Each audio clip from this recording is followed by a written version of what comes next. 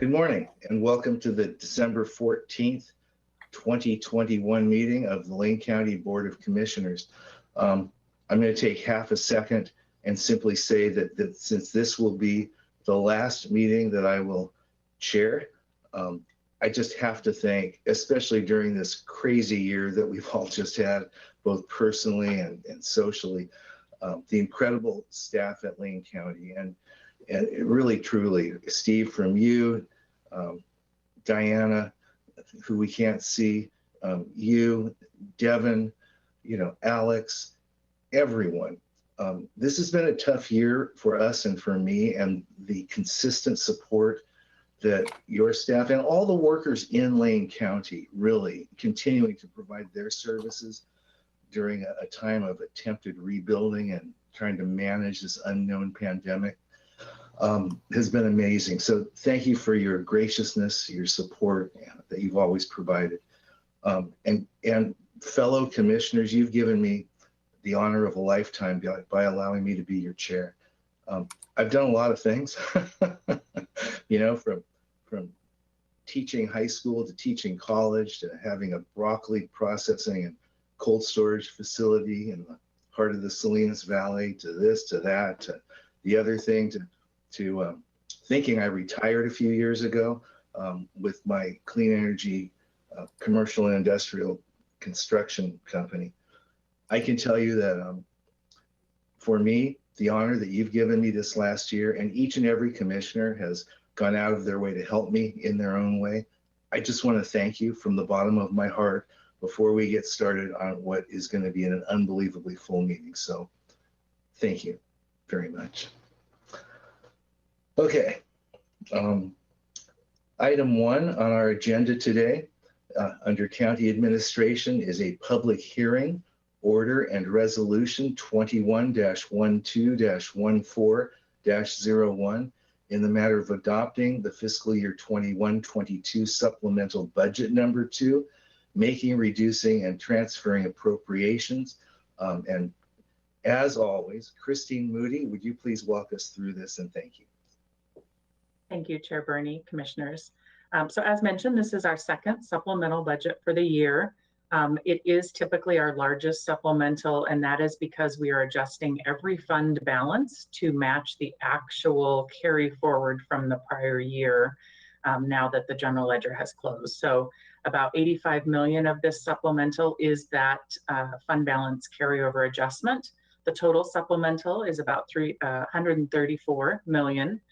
I just want to point out that this supplemental does result in the county's budget becoming larger than it has been in history. And that is in large part because of a lot of one-time federal and state money coming from the American Rescue Plan and other efforts to support services and the community as we recover from COVID. So there is quite a bit of funding for rental energy assistance coming in again.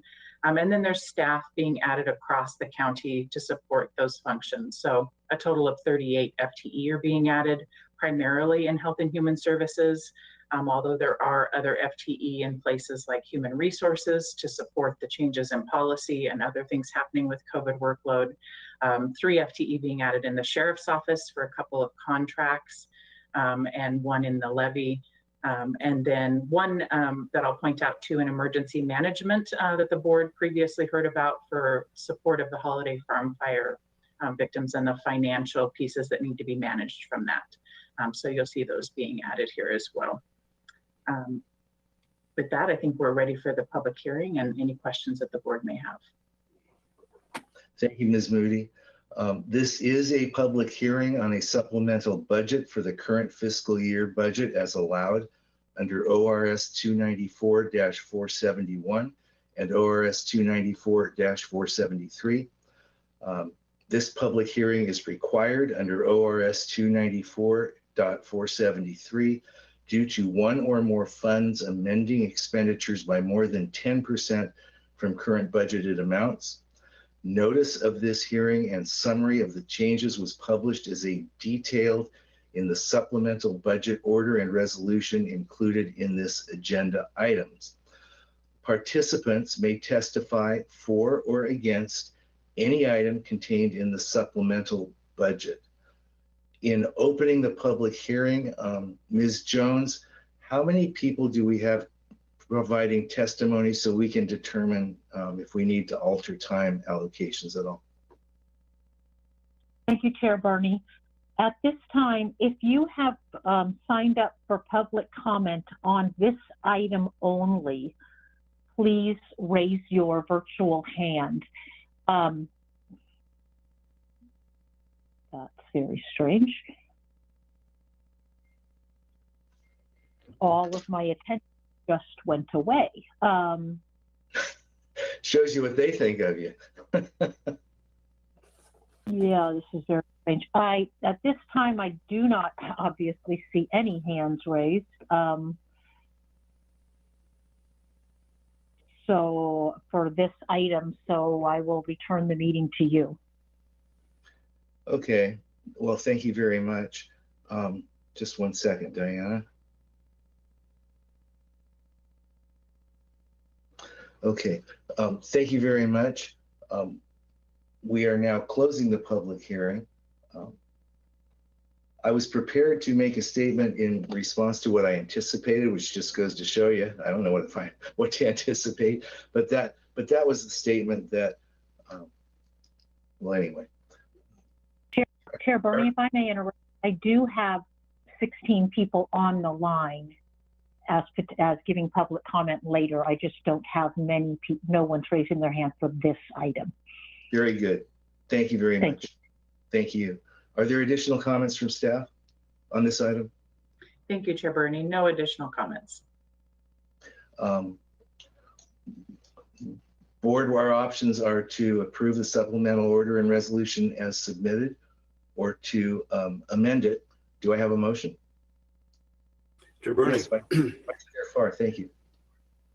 I move resolution 21-12-14-01, order and resolution in the matter of adopting the fiscal year 21-22 supplemental budget number 2, making, reducing, and transferring appropriations. Thank you, Vice Chair. Is there a second? I'll second. The order and resolution 21-12-14-01 has been moved for approval by Vice Chair Farr, seconded by Commissioner Buck. Is there discussion to the motion? Seeing none, I'll call the vote. All those in favor, please signify by saying aye. Aye. Aye. Aye. Aye. Opposed? I'll let the record show that order and resolution 21-12-14-01, moved by Vice Chair Farr, seconded by Commissioner Buck, has been unanimously approved, 5 votes to 0. Thank you very much, Ms. Moody. Thank you. We are now on item 2. Are there any adjustments to the agenda? Yes, Commissioner Bozovich. Thank you. We have noticed an executive session on elections. And on June 8th, 2021, this board passed Ordinance 2103 on a 5-0 vote adopting district boundaries. The Lane County Home Rule Charter, Chapter 3, Section 10E, which was referenced in that order, says that district boundaries shall be finally adopted at least 6 months prior to any election for which they are effective. The 2022 primary elections for commissioners (2022). The districts need to be final by November 17th, 2021 for that election. Ordinance 2111, setting new district boundaries, was passed on a 3-2 vote on December 1st, 2021, and is not effective till December 31st, 2021. Therefore, next May's primary will have to use the boundaries set by Ordinance 2103. Scheduling an executive session to discuss this behind closed doors is not necessary, and frankly is a violation of the intent of the public meetings law. We often get county council advice in public meetings for everything from land use items to budget items. I don't understand why we're scheduling an executive session on this. We've received no tort notices. We have not planned to sue anybody over the elections.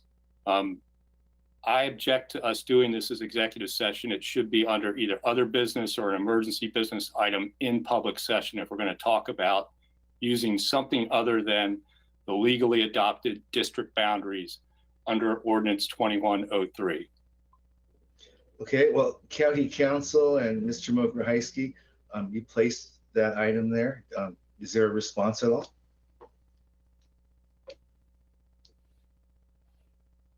Mr. Dingle, are you there? Sorry, yes.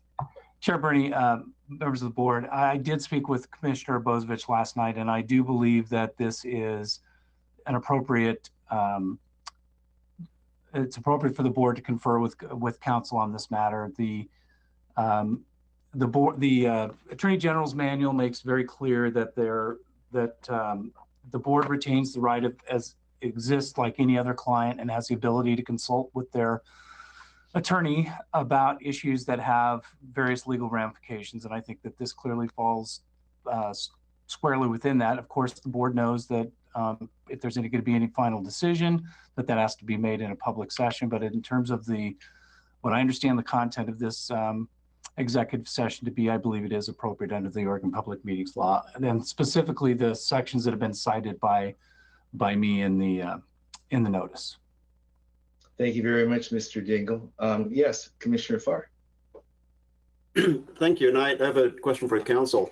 Mr. Dingle, if we continue in executive session as is prescribed by the agenda, or if we begin to drift astray in that executive session, and it becomes evident to any of us that we are entering into an area that we should not be entering into it other than in public meeting, how shall we determine that? I mean, I'm a little bit curious. Sometimes we start to talk about decisions, or we're presented with options, which seem to be sometimes potentially a discussion toward a decision.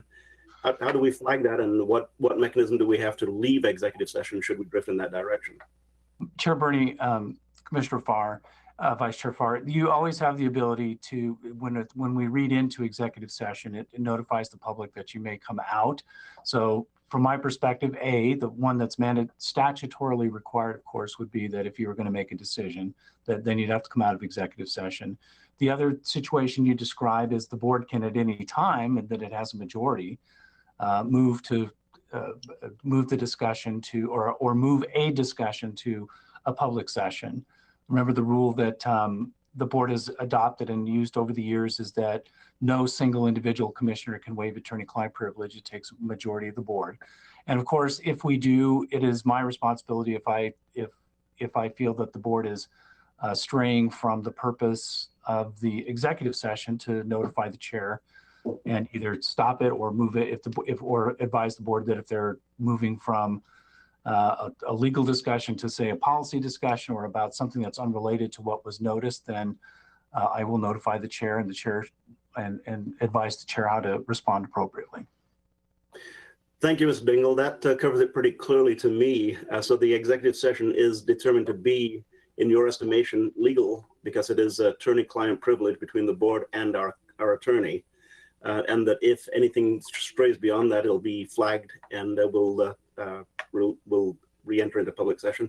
Chair Bernie, because of that, I do acknowledge Mr. Dingle's opinion, and I trust it. I also acknowledge, understand, and trust Commissioner Bozovich's concern regarding whether we were to slip out of what is prescribed for legal executive session. And at this point in time, well, I'll wait to hear a little bit more discussion, but I am in support of the attorney's opinion on this. Thank you, Vice Chair. I see your hand, Commissioner, but first I want to see if other commissioners would like to speak. Would any other commissioners like to speak? I too am going to. I think it's kind of interesting. We had quite a discussion, and we're very fortunate to continue with Mr. Dingle, and I'm not about to not take his advice.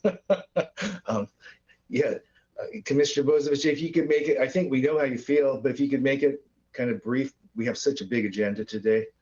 I stated this to Mr. Dingle on our phone yesterday. The executive session was noticed specifically under the section of public meetings exemptions for discussions about litigation likely to be filed against us or litigation we are going to file. It is not under attorney-client privilege. It is not under public records, which are the next two citations.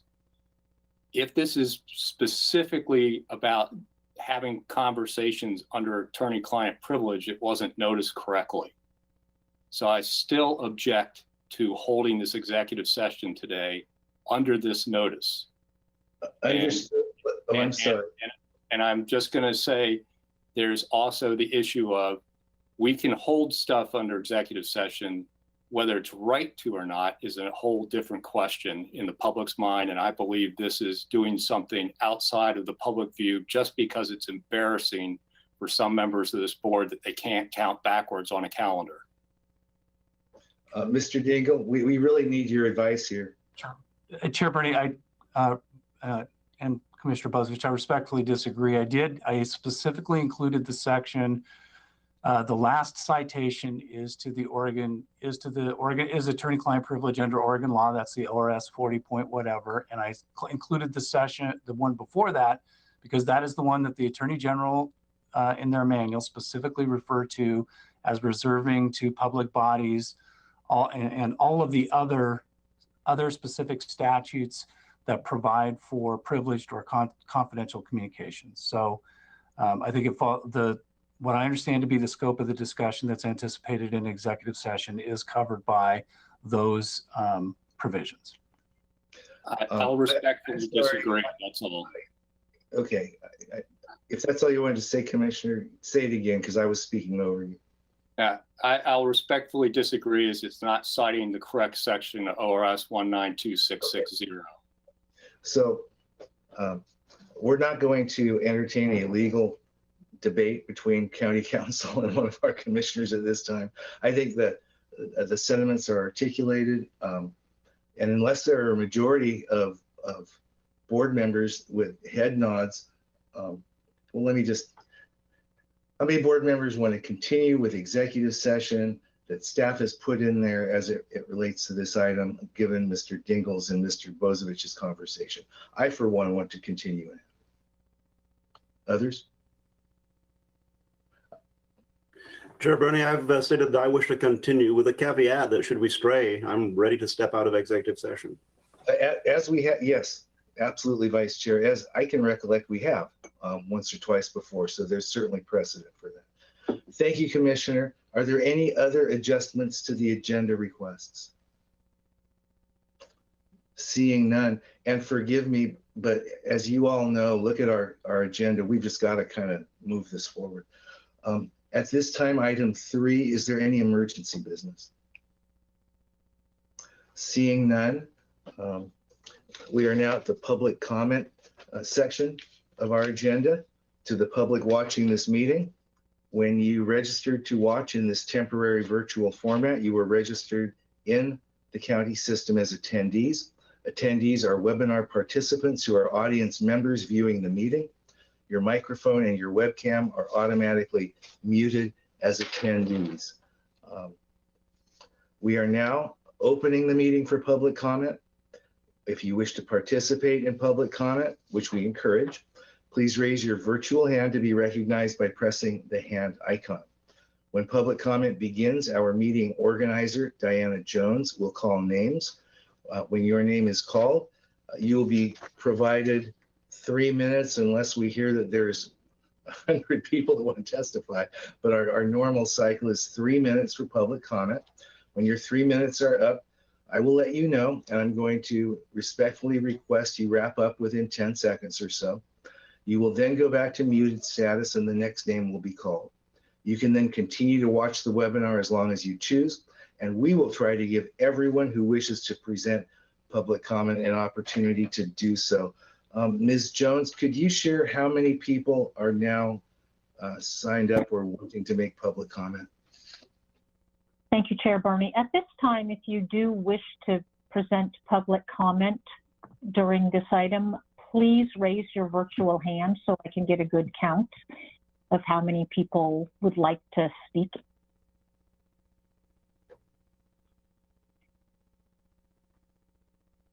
Chair Bernie, at this time, I see approximately 10 hands raised. Well, with the board's blessings, I see no reason to limit anyone to less than 3 minutes then. Okay, so at this time, we will begin public comment. I will begin with Harry Sanger, followed by Danny Marino. Mr. Sanger, I will unmute your microphone and you may begin your public comment. Thank you, Ms. Jones. Hello, Chair Bernie, Lane County Board of County Commissioners, and County Administrators. This is the last meeting of the year and it is the holiday season, so I'd like to thank you all for your work and wish you a happy holidays to you and your families. I see on the consent calendar that there's an order 21-12-1403 in the matter of making a sole source determination to Integrated Holistic Aid Collective for isolation and quarantine services. I have concerns over awarding a $600,000 contract to an offshoot of Occupy Medical with its ties to Antifa. As constituents opposed to vaccine and mask mandates faced increased scrutiny, this seems like a lot of money to pay a group whose messaging last summer included vulgar anti-police slogans like ACAB and 1312, which are the equivalent of the old gangster rap idiom F the police. How did Occupy Medical get the original contract at the old VA hospital? There are a number of unvaccinated, unemployed healthcare workers that would love $450,000 to babysit the unhoused at a hotel while they wait out their COVID quarantine. How many unhoused were isolated and quarantined at the old VA hospital? How many under the initial contract with the proposed vendor? And how many are you planning to serve under this extension given the steadily dropping case rate in Lane County? Speaking of the dropping case rate, I urge the commissioners to please vote against this afternoon's agenda item, Order 21-12-14-07, in the matter of extending the declaration of a local emergency. When it comes up in the agenda, Lane County needs to get back to normal. It is harmful for our health and the economy to continue this constant state of emergency. Finally, you have spoken against, this isn't finally, I have one more. Finally, you have spoken against wanting to mandate vaccines countywide, but the state is planning to roll out a vaccine passport. And let's be honest, when this happens, any agency or business receiving state funds will be forced to mandate vaccines or lose funding. I request the commissioners consider writing a letter to the state opposing this planned rollout. Then finally, the adoption of MAP-J for the new commissioner boundary seems to violate many principles of fairness and appears designed to strengthen the districts of most sitting commissioners. As Commissioner Bozovich identified, we need transparency in local governance. We need accountability. Without those principles, we do not have a democracy. Thank you again for your time this morning. And again, I wish you a very happy holidays and a happy new year. See you next year. Thank you for your public comment. Our next speaker is Danny Marino, followed by Sharon Underwood. Danny, I will unmute your microphone and you may begin your public comment. And if I may, I'm sorry, Ms. Jones, we can't see a clock, so I can't manage the time, just to let you know.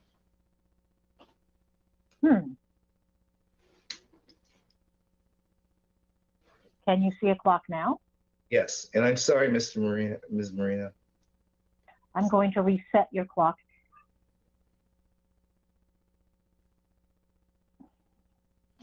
All right, good morning, everyone. According to the latest national approval polls, Jay Brown is the lowest ranking governor in the entire nation. Biden and Harris had the lowest approval rate ever, and they keep dropping. I have some news this morning that I want to get on the record. One, a warning was published in the American Heart Association journal concluding that COVID vaccines, quote, dramatically increase inflammation on the endothelium and T-cell infiltration of cardiac muscle and may account for the observations of increased thrombosis, cardiomyopathy, and other vascular events following vaccination. Two, a publication in The Lancet states, quote, high COVID-19 vaccination rates were expected to reduce the transmission of SARS-CoV-2. However, attack rate among household contacts exposed to fully vaccinated was similar to household contacts exposed to unvaccinated. Peak viral load did not differ by vaccination status or variant type. Many decision makers assume that the vaccinated can be excluded as a source of transmission. It appears to be grossly negligent when deciding about public health control measures. Three, Good news, PCR tests are being retired from COVID-19 testing methods. PCR tests are inaccurate and numbers have been inflating all along.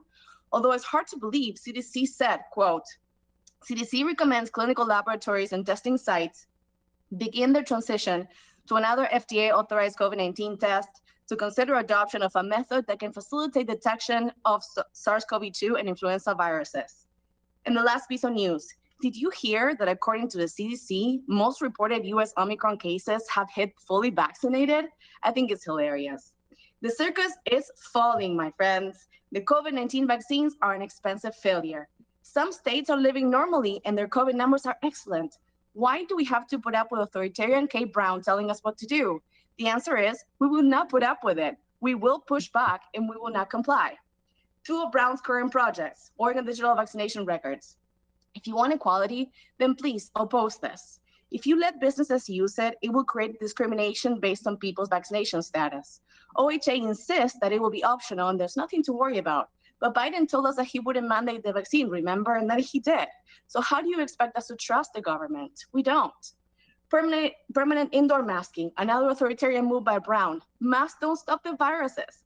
Lane County commissioners, lift the state of emergency. Push back on Kate Brown. We will, for sure. Do not use any of our resources, much less the police, to enforce her power trips. Stop ripping off the hardworking people's tax money to pay for her stupid authoritarian ideas. And lastly, another reminder of the Oregon Constitution. All power is inherent in the people, and all free governments are founded on their authority, and they have at all times a right to alter, reform, or abolish the government in such matter as they think proper. Thank you for your attention. Chair Bernie will miss you, and happy holidays. Oh, thank you. Thank you for your public comment. Our next presenter is Sharon Underwood, followed by Amy Ulch.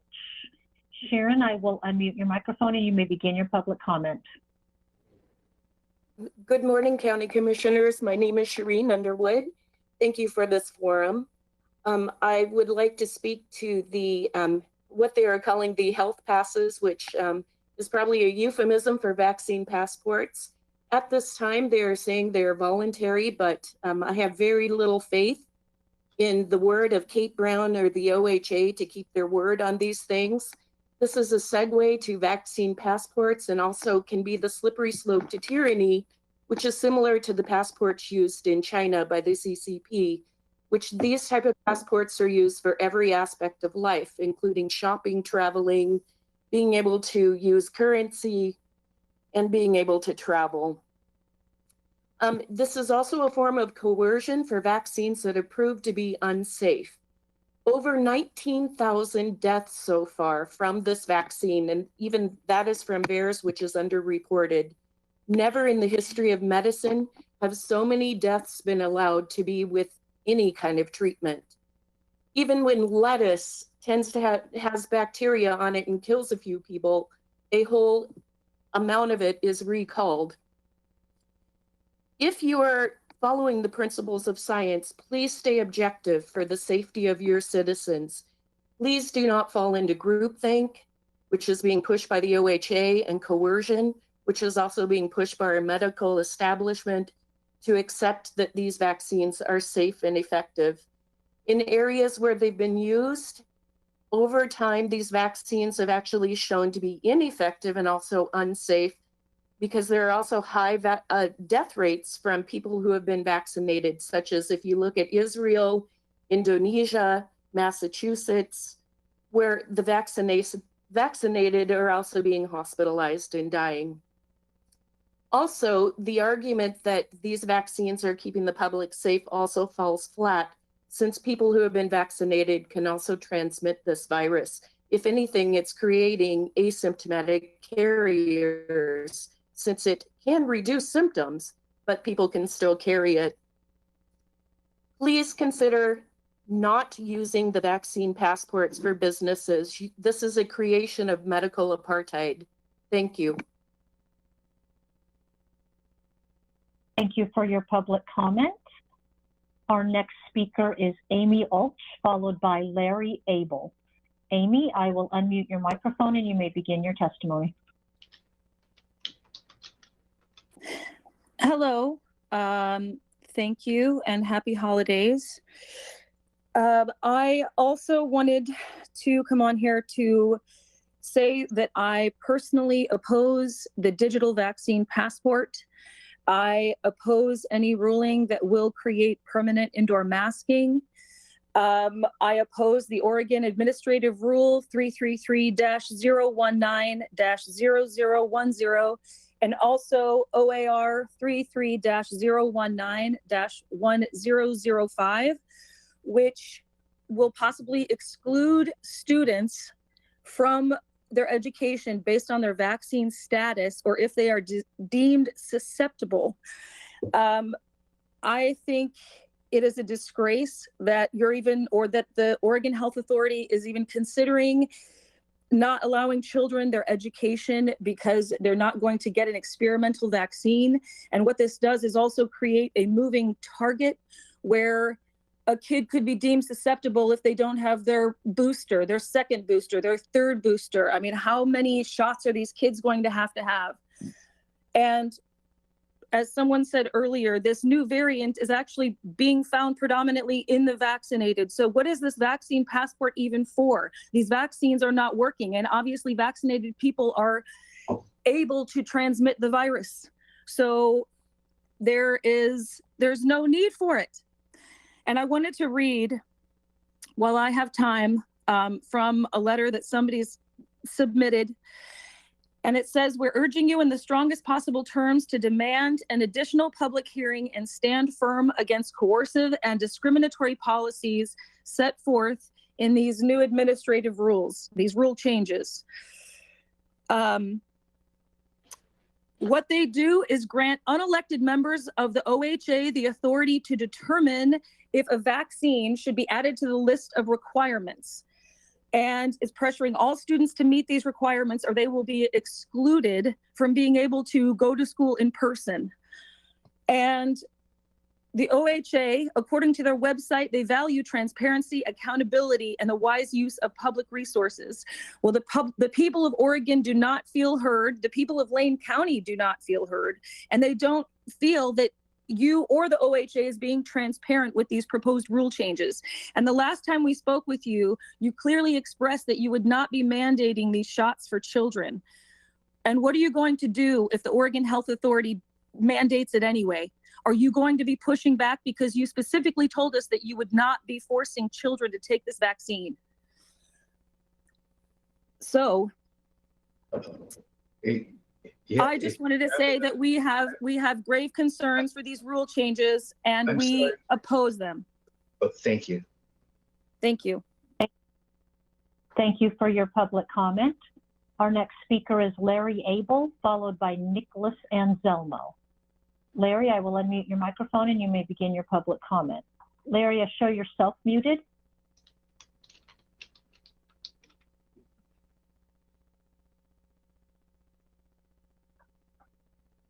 Larry, I still show yourself muted. You should have a button on your device that will unmute your microphone so you can begin your testimony.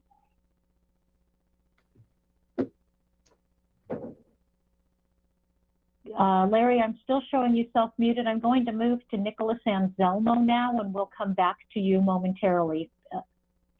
Nicholas, I will unmute your microphone, and you may begin your public testimony. Oh, thank you so much. I still don't understand why we have a virtual meeting. I thought the vaccines work. I'm assuming that you all are vaccinated. I find it interesting that the new variant has just entered Oregon via all vaccinated people. So I don't understand how a vaccine passport or any virtual meeting does anything.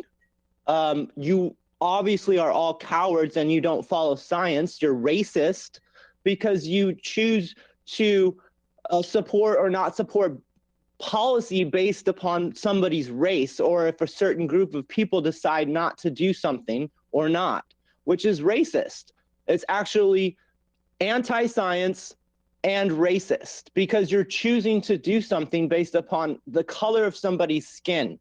You are all cowards, apparently, because you are still doing virtual meeting. You're all vaccinated. What are you afraid of? If the vaccines work, then why are you in a virtual meeting? Why are we still wearing masks? If the vaccines work, why are masks being mandated, whether it be inside or outside? And if people who are vaccinated can still spread the disease, why would you have a passport? None of this makes sense. And you pretend like we're all idiots and we don't understand. And all that you're doing is creating an environment of violence and divide and war. Everything that you're supposed to be against. Everything that you're supposed to be against. And fuck your holidays. Fuck your holidays. I don't wish happy holidays to any of you people, even Jay. It's disgusting what you are promoting and what you are saying is science and what you are saying is fact, when it's false, based upon your actions, not your words. Actions speak louder than words, and your actions show that you're cowardly, racist, and you're not doing anything. I've lost all hope in my government locally, on a national level, on a state level. Tyrant Brown has been shown to not wear masks in public when she demands masks on children is absolutely disgusting. And more disgusting is the fact that you guys don't stand up and do anything to stop that, to downgrade that, to say that's not okay. You are actually Nazis. Nazis that have not stood up to anything that's a violation of human rights. You could wrap up in about 10 seconds, sir. Oh, whatever. It's disgusting, and you should be ashamed of yourselves. And you will be replaced, and we will not stop. We will fight till our fucking death. I think we're ready to move on. Thank you. Thank you for your public comment. I will now go back to Larry Abel. Larry, I will unmute your microphone and you may begin your public comment. I do still show you are self-muted, Larry.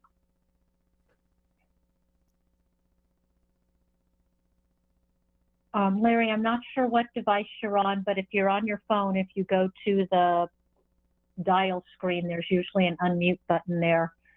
Short of that, I'm not sure how else to help you unmute. Usually an unmute Okay, can you hear me now? Can you hear me? Yes, but you need to turn. Can you hear me?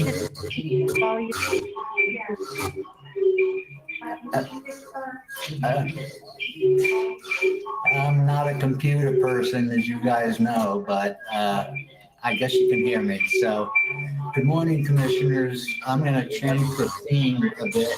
The Emeralds moved from Civic Stadium to PK Field in 2010. I was one of the many people who wrote letters to the Register Guard criticizing the move. At the time, I was the executive director at HACSA, now Homes for Good.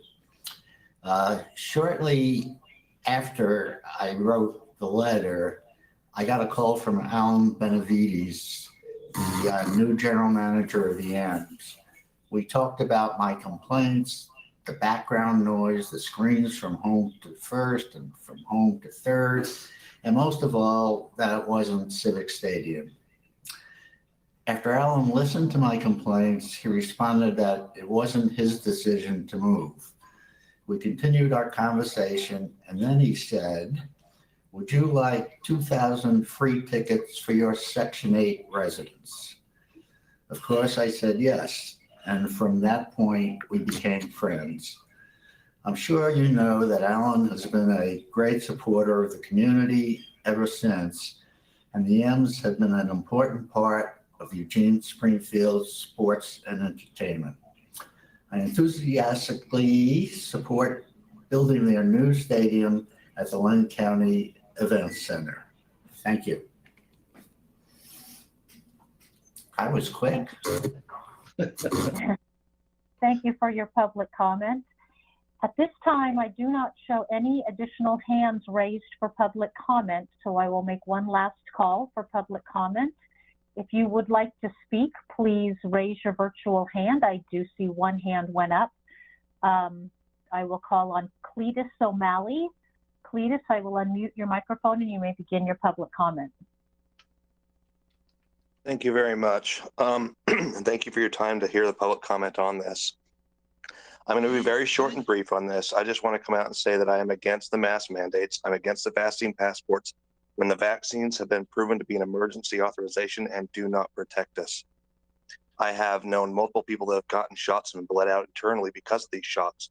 Close friends of mine have died because of them being fully vaccinated and double masked.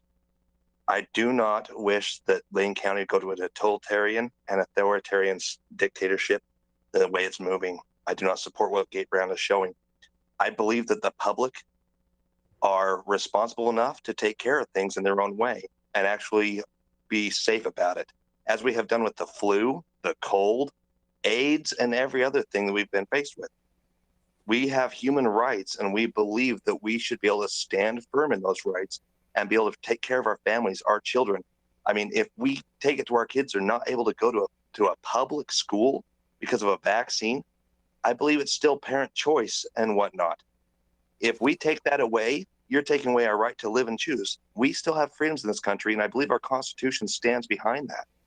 Please, I urge you, stand with the people and against these mandates with these vaccine passports, with the masks in public all the time, in private settings all the time. Please, let us have our freedoms. Stand with us on these. We are people. We are not subjects to this. We will not stop fighting against it. We will not bow down to this. We are Americans. I'm done with that. Thank you for your public comment.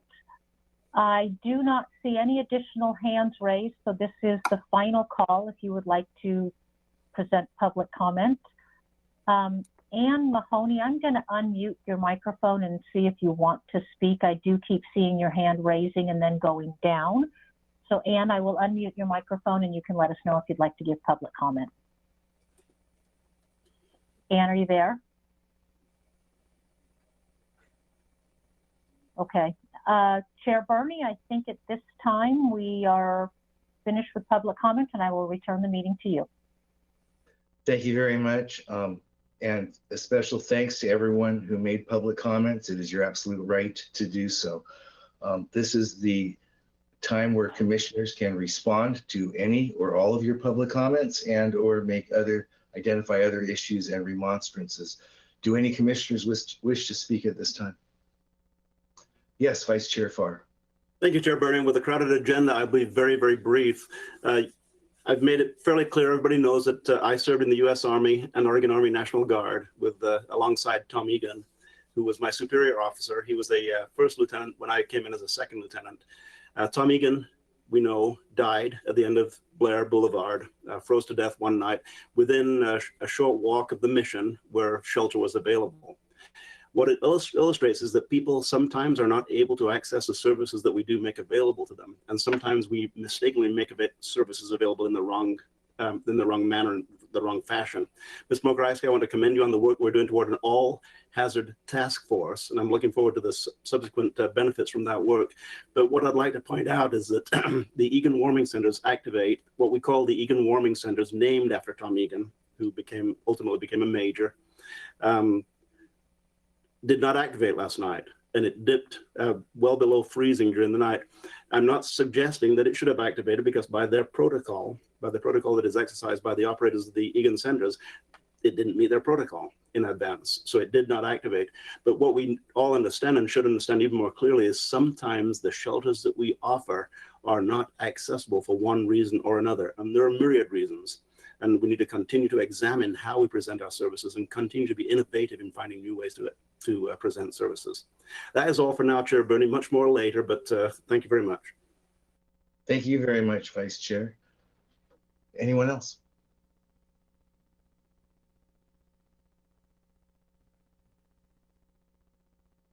I see no hands.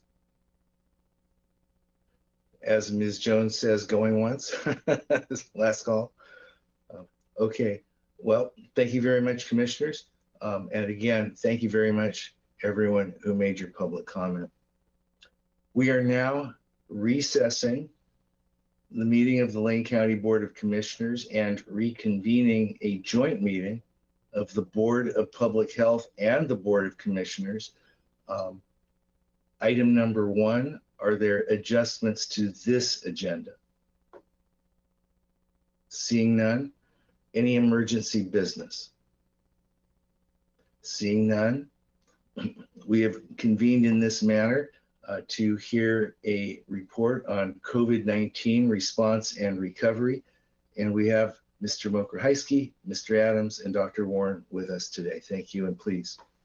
Thank you, Chair. And I'd like to kick this off today while Mr. Adams brings up his slides and gets prepared to do this. And I know we have a busy meeting, but I think it's really important that we reflect at the last meeting of the year in 2020. Chair Bernie, you started off by talking about what a challenging year this has been. And I want to take this opportunity to recognize 2 people who have helped to carry us through the past 2 years of this pandemic. So flashback very quickly to the beginning of 2020 and the early stages, the first year of this pandemic. And we've talked in the past about how actually before this was declared a pandemic, our public health team, our Health and Human Services and public health team stood up an emergency operation incident command structure, an emergency operations center in February.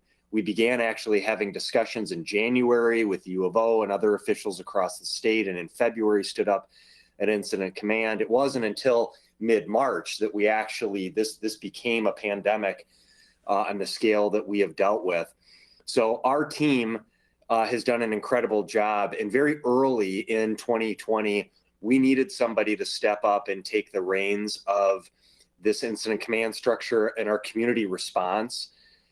Karen Gaffney took the reins. We needed a steady hand for that first year. And if you recall, in 2020, there was a lot of learning on the fly. I mean, as incredible as our public health team has been and as prepared as they were for this from the very start, having dealt with other diseases in the community, we'd never dealt. No one has dealt with a pandemic on this scale.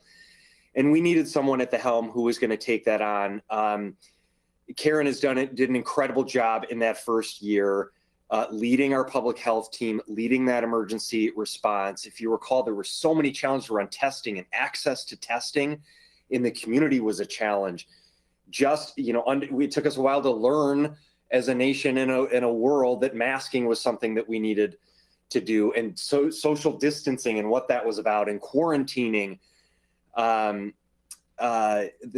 issues around congregate settings and our unhoused population, the challenges our businesses were facing in the need to sort of, close things and shut things down. So Karen was the person that was the steady hand throughout 2020.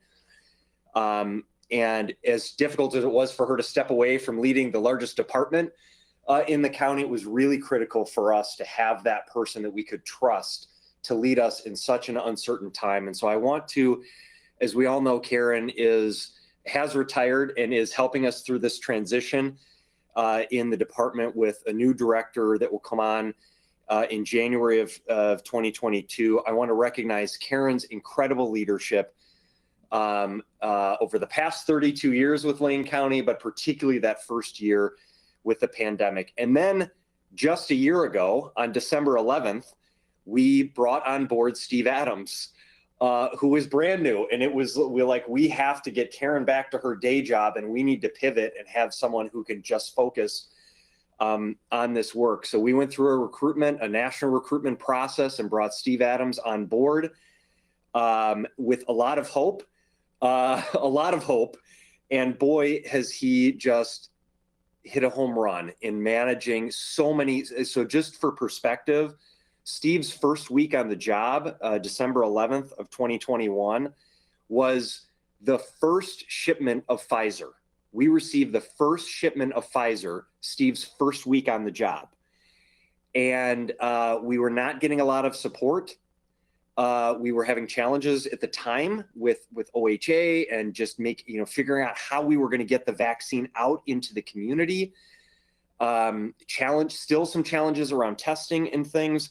I'd say 2021 has been the 2 V's, vaccines and variants.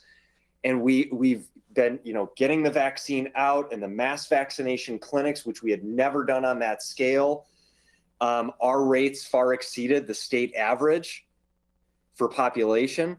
And unlike other counties, our county was almost exclusively reliant in the early stages on Lane County, not on the hospital system, not on other partners in the community, but Lane County as a government to deliver that.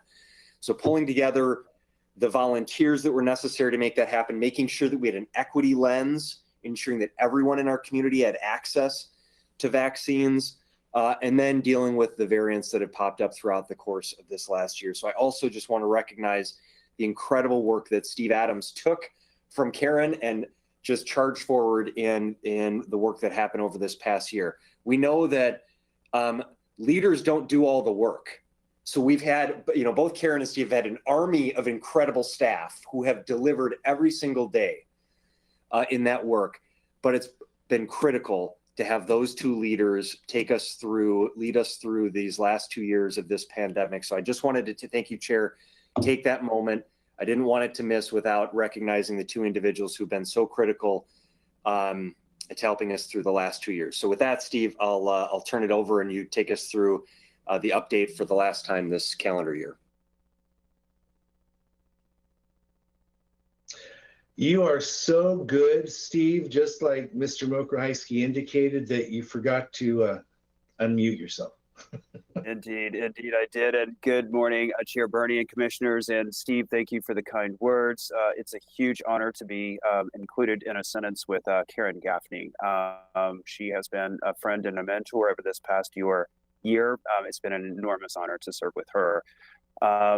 Commissioners, it has been since the 9th of November since we had an opportunity to brief you on the state of the COVID-19 pandemic here in Wayne County. So as of yesterday, I'm showing you the numbers that we were reporting, and after this slide was concluded, we've gotten new numbers in for the last 24 hours. So as of this morning, we're reporting 30,896 cases in total. That's 57 above what you're seeing on the screen before you.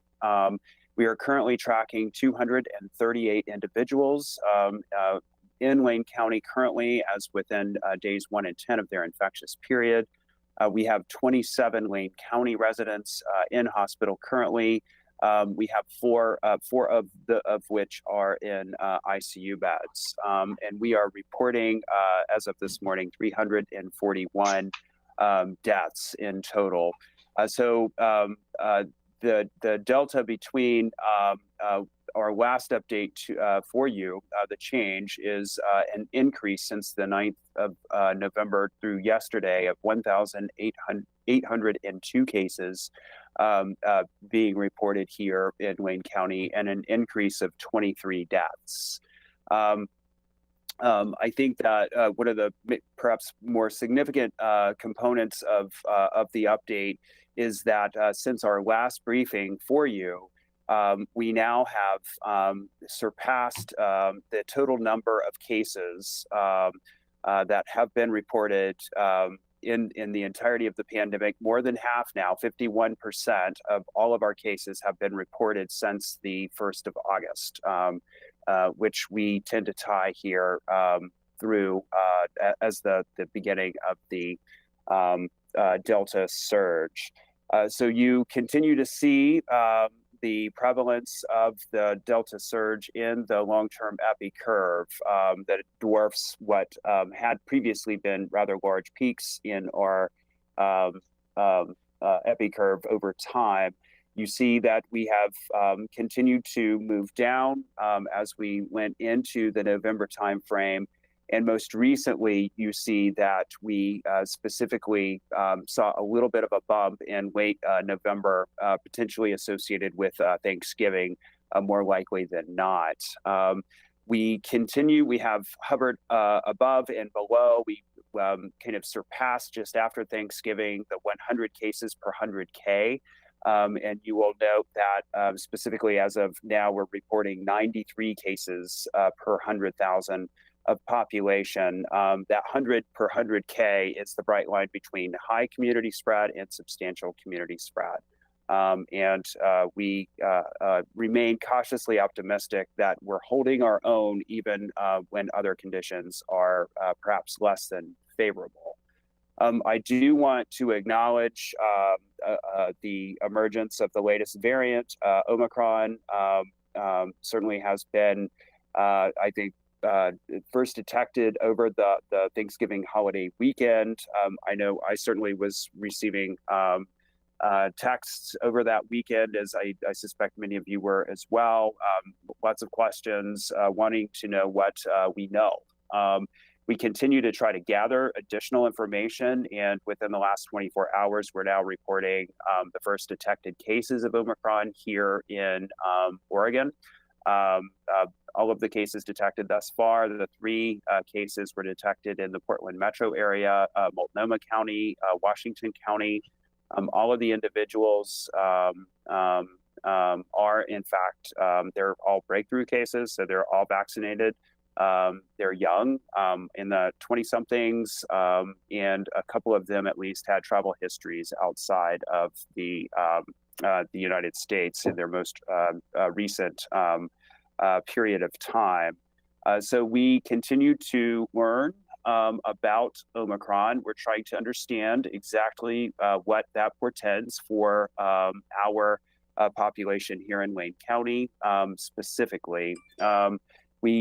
What I think we are learning is that it does appear to be more transmissible than Delta, where it has established a foothold. It continues to outperform Delta and gaining kind of share in terms of the total disease observed. We are continuing to monitor very closely the genomic sequencing that is being done here locally by the University of Oregon's MAP Lab. And the latest sample runs that we got, even as of yesterday, as they sequence all positives going through the MAP Lab, was that we were still seeing 100% Delta here in Wayne County. We anticipate that Omicron will make its appearance here. We have learned how it performs against PCR tests, and not unlike the UK variant or the Alpha variant that we saw back in April and May. It has a similar kind of signature just in terms of how it shows up on PCR tests, which is a bit of a clue that you might be dealing with an Omicron sample. However, all of the common sense measures that I think public health officials have been promoting for months now continue to hold. Masking, distancing, for those who are not vaccinated, getting themselves fully vaccinated as quickly as possible continues to be the most prudent advice for those individuals who are concerned about Omicron. Additional science is suggesting that the boosting regimen is sufficient to continue to provide protection to individuals. Again, the vaccines were not designed to prevent disease. They are designed to prevent severe disease and death, to keep you out of the hospital and keep you from dying. And additional evidence continues to come forward. We have much to learn about Omicron. I want to be very clear about that. There's much we don't yet know. That said, there's much we do know. And just using common sense is the most prudent advice that we can offer to individuals at this time. So moving then to our progress on vaccination. So on the 8th of November, I presented this slide to you showing 254,000 individuals in Wayne County had received at least one dose. So moving forward now to the latest data available to us as of yesterday, we're now reporting 265,500 individuals having received at least one dose. Over the intervening period of time, 11,216 Wayne County residents stepped forward to begin a vaccine course. 8,132 people completed that course by receiving a second series. So how does that break out across our demography? So obviously we have seen in the intervening time a concerted effort to provide vaccine to 5 to 11-year-olds here in Wayne County. I'm pleased to report that as of yesterday, we're reporting 27.8% of our 5 to 11-year-olds have received at least one dose. 17.5% have completed both shots and are on their way to full vaccination status. You continue to see the breakouts here, some of the groups, for us in public health, the 18 and 19-year-olds continue to be the slowest uptake and one that we would like to move into vaccination status. But the graphic on the right shows you how the ages break out with respect to at least having one dose. On the bottom left, you see the other graphic that we are currently tracking. So the extra doses, these are the percentages of our total population who are boosted. If the folks who have stepped forward to receive a second dose or a third dose, of an mRNA vaccine or a second dose of the Johnson & Johnson. So specifically, our 65 plus population, which is one that we've been particularly focused on, we have, of course, 66,900 individuals 65 plus in Wayne County that are fully vaccinated out of a total of 80,000. 40,000 of the 66,000 are now boosted. So that is essentially an objective of 26,000 individuals 65 and older who require boosting at this point. Individuals aged 50 to 64, essentially we're looking at about 40,000 individuals in that age range who are fully vaccinated but have yet to be boosted.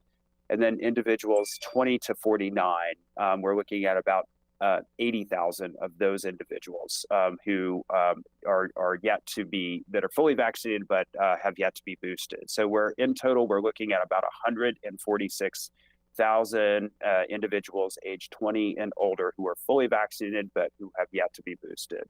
And they, of course, will become our primary focus as we wrap up our efforts to focus on pediatric patients that we have been engaged in for the last several weeks here at Wayne County Public Health. So how does this break out across the geography? So again, in the 8th of November, I showed our progress by zip codes at the request of the board. And you will see in the period of time going from to bringing us forward to today, we're showing a couple of percent increase in a couple of notable places. So I would call out 97402, moving from 68.5 to now 70%. We're very pleased to see that. That was an area of particular focus for Wayne County from the summer period. 97478 has moved from 58.9 to 60% during this period of time. And 97439 moved from 77.8 to 79%.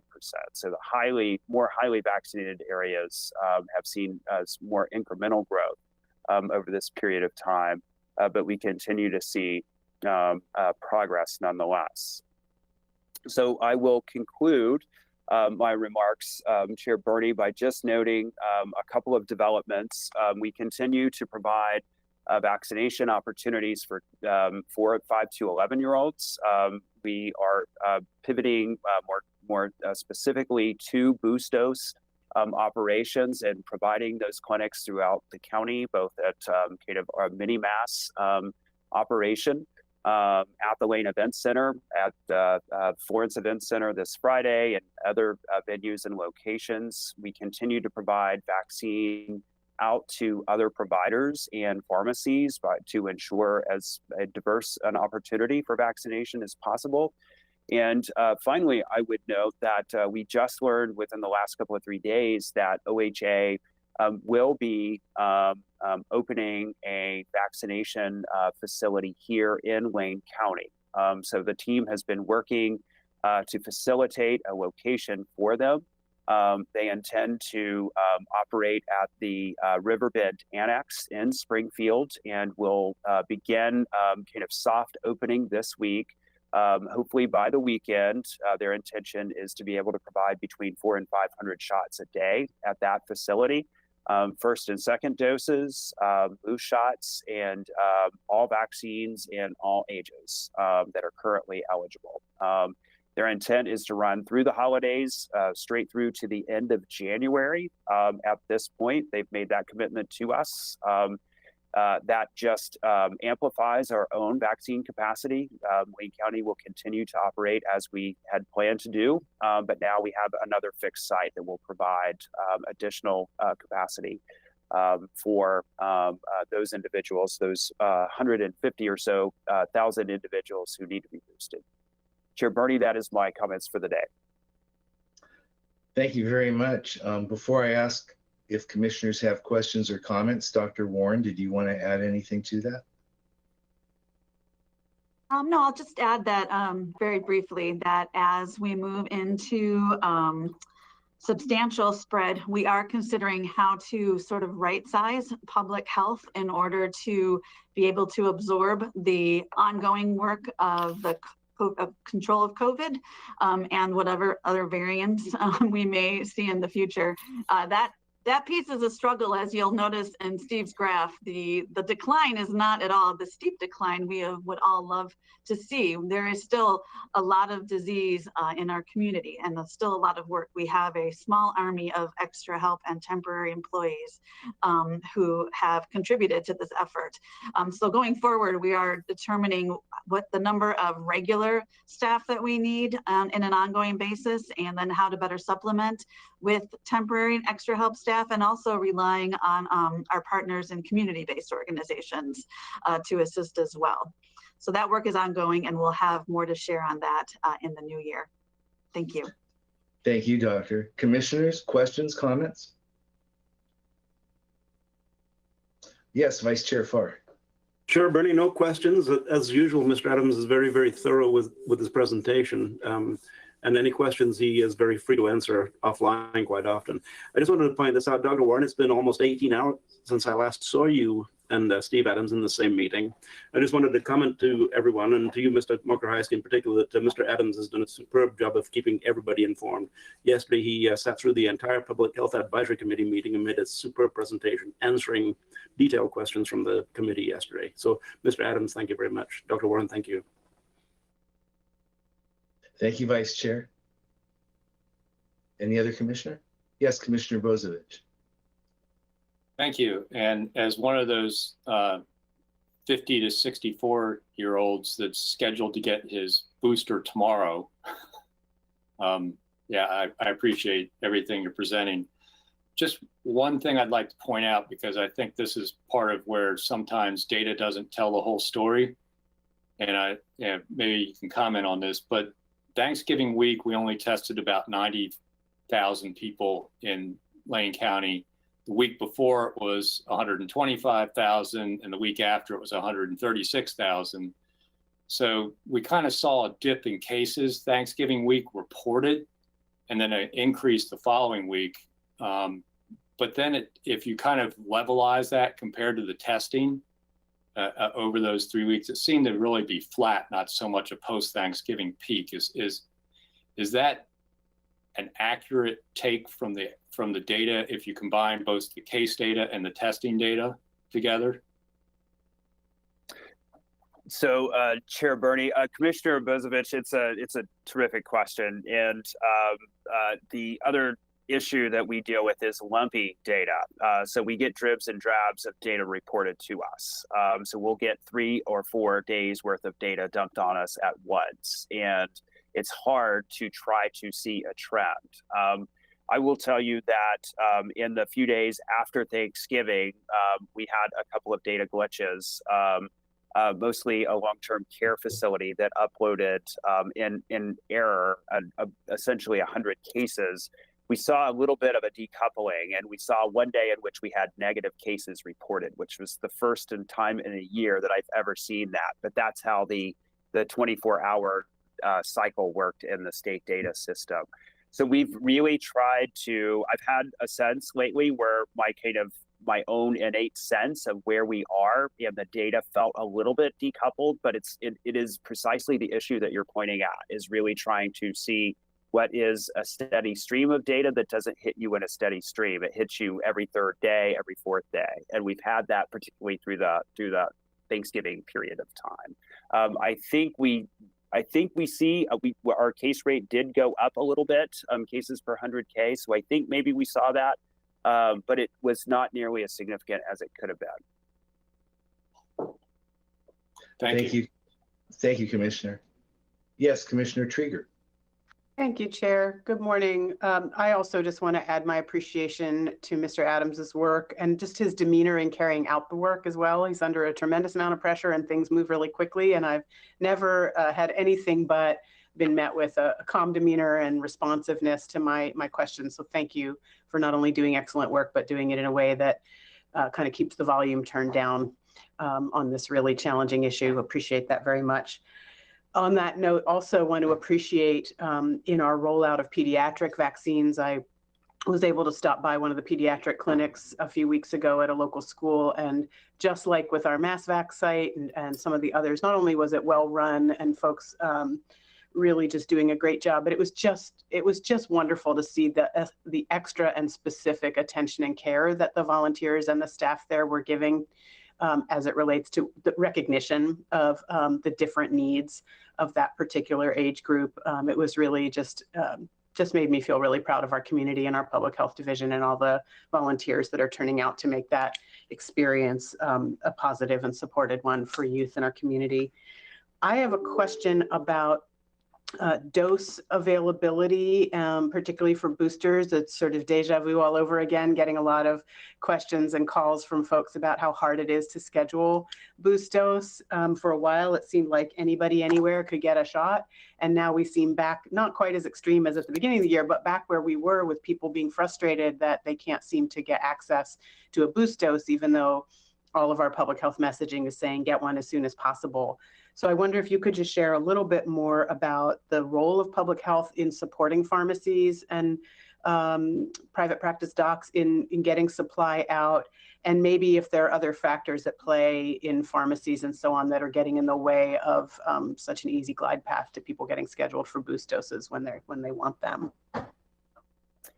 Chair Bernie, Commissioner Trieger, thank you for that question. Yes, we are seeing constraints, particularly on the pharmacy side. The issues that we are seeing, they are particularly acute in more rural areas, but we're seeing it in the metro here as well, is lack of staffing.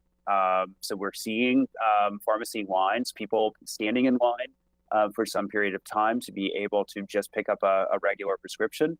And in other instances, vaccines are not available. So we are working on trying to fully understand the scope of that. We were very pleased to learn that the state government has recently signed a staffing contract to assist, essentially to provide pharmacists and pharm techs as kind of support staff.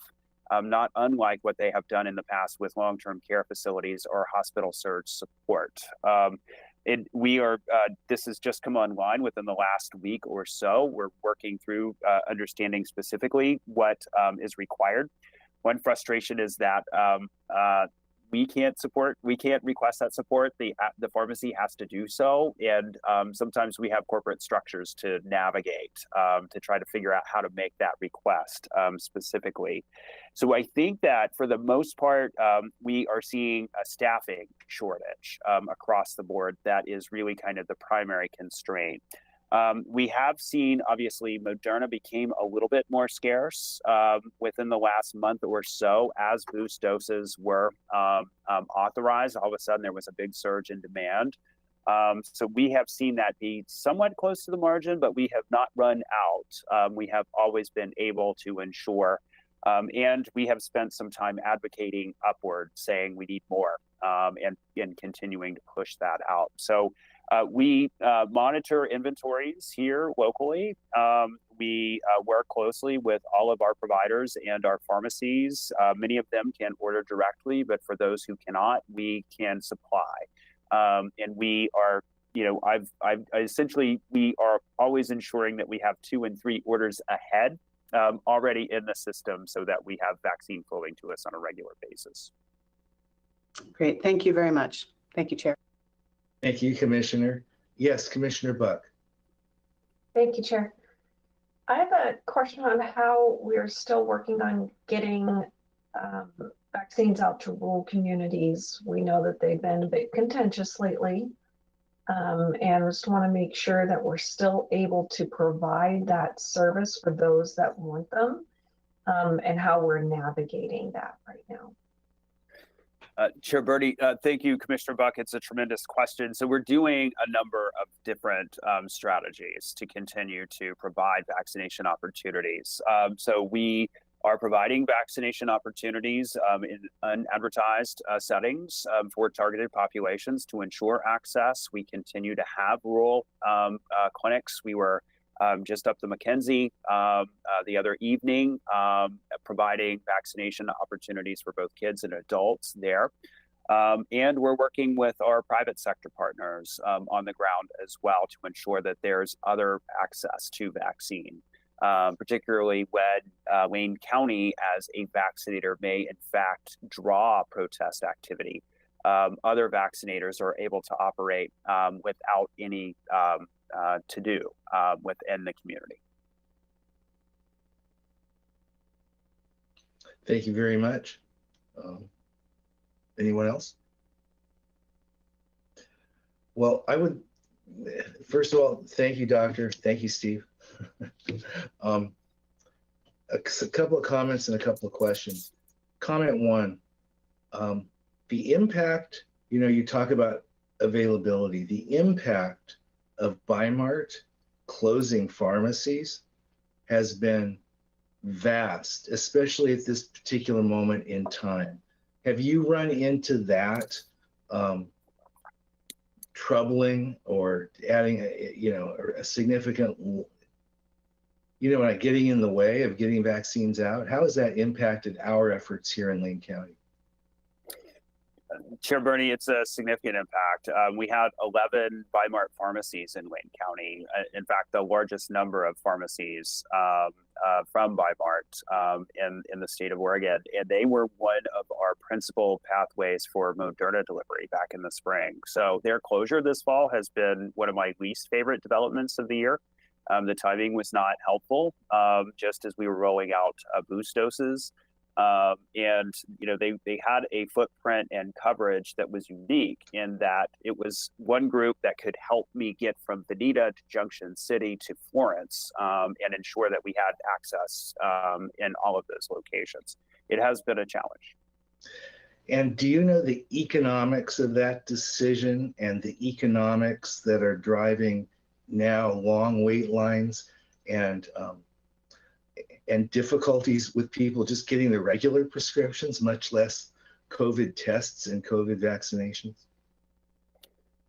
Chair Bernie, I don't know the underlying economics of why they made that decision, but I certainly am seeing the impact of that. On the coast, we learned that a patient panel from the Bimart was transferred down to Reedsport, and we've had similar kinds of concerns. We've talked to our city officials who have helped us further understand. And we have done our dead level best to try to put our assets in those places to try to make up the difference. But I just can't do that. No, I understand. And if this is one of the more significant negative things that you've contended with, I'm just going to put a placeholder and suggest we should look at the economics of that, not in a general board meeting. But I'm maybe a bit more familiar than some, maybe not. But they are such that ironically, sadly, just like in our joint elected official meeting with the Eugene City Council last week.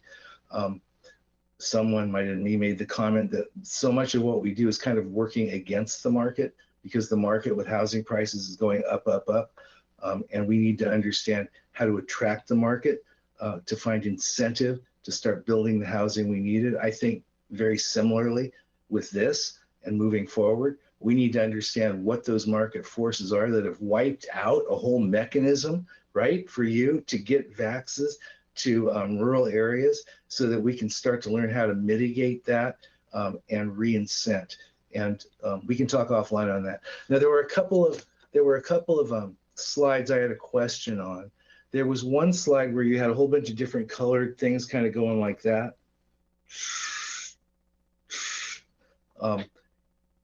And was that chart a chart of first shots?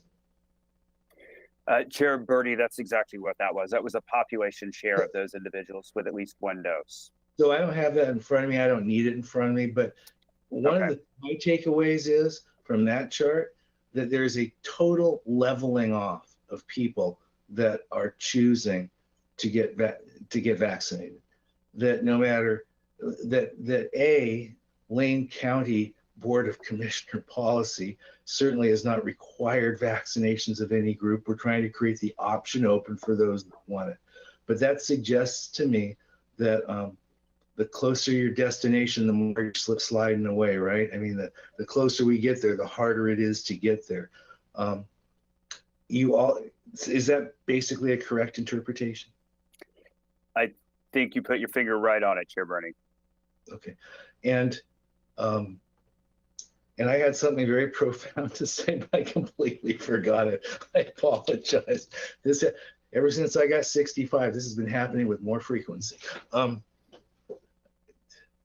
Then I guess that's the, I know the other thing. When you showed the map of zip codes and you said there's significant progress, I didn't see that. I didn't see any more significant progress in 97478 that went from 58.9 to 60%, if memory serves, than I saw in some of the zip codes that were at 79 or 80%.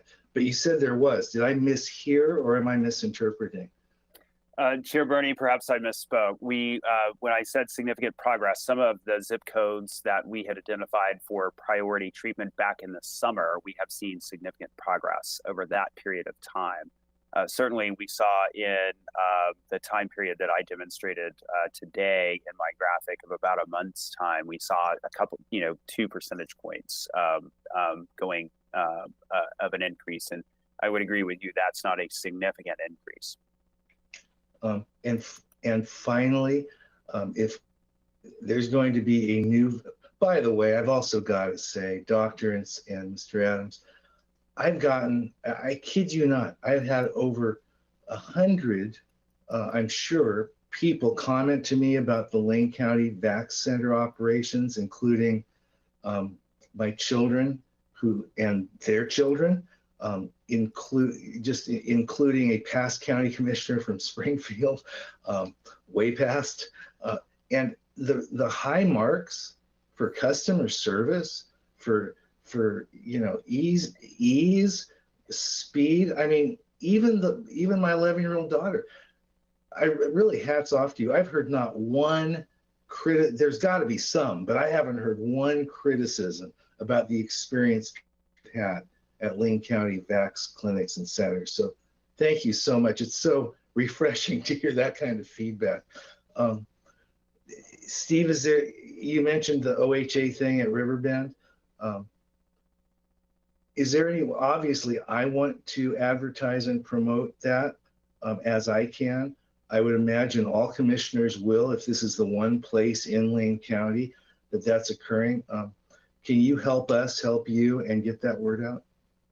I can, Chair Bernie, and I am sharing information as I'm getting it. This will be a state operation. It will be one standing location run entirely by OHA. So the information flow is what it is, and we're getting more information each day. Wayne County will continue to operate, however. I just want to reiterate that. So we'll set them up in that location, and then we will pivot and continue to focus as we will as well. So we just essentially will, this is additive to our own local effort. Well, thank you so much. And for all commissioners, just to it's kind of ironic. I committed to Commissioner Bozovich, who is getting his booster tomorrow morning, that I would do everything in my power for us to get through even the executive session that he questioned, but nonetheless to get through that today so that he can get his booster, because it is getting far more difficult to get those than it was earlier. So just a poignant, interesting little side note. Do any other commissioners have any comments? I can't thank you, Doctor and Mr. Adams enough, but any other commissioners? Yes, Commissioner Bozovich. So just two quick comments. One, Ballpark made very clear when they went to close their pharmacies why they closed them. And they gave 3 specific reasons around reimbursements and some other issues. That's right. One of those 3 reasons was the corporate activities tax. And the volume of dollars that pass through pharmacies being taxed on gross sales with the tiny percentage of profit they can make off of them. They just couldn't keep them open. Quick comment, I went back and rechecked the state data on demographic breakdowns. It does not appear we're closing the gap anymore between the vaccination for whites versus Black African Americans or Hispanic Latino, Latinx. Is there some reason why that seems to have, we were closing it for a little while, but over the last month and a half, it's kind of just stayed almost exactly the same percent difference between vaccination rates? Is that just like the rest of the population, we just kind of have hit the limits? Well, Chair Bernie, Commissioner Bozovich, I think some of that is probably a function of the pediatric vaccination campaign that we've seen roll out. That has been the primary focus of new individuals coming into vaccination status. That moved us from being in the mid-60s to being on the threshold of 70%. And the demographics of our young population we don't have specific data yet, 5 to 11-year-old demographic data from OHA, so that may be driving some of that.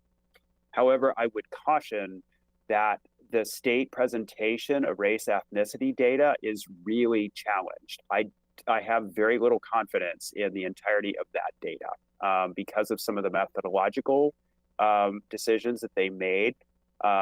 It truly is a different race ethnicity data set than even our cases, which uses a different set of assumptions about race and ethnicity. I think it is challenging. I look at that as one data point among many others, particularly in even kind of level of effort data that we have internally in terms of our own efforts, but I would caution that the data presentation from OHA comes with some very significant caveats.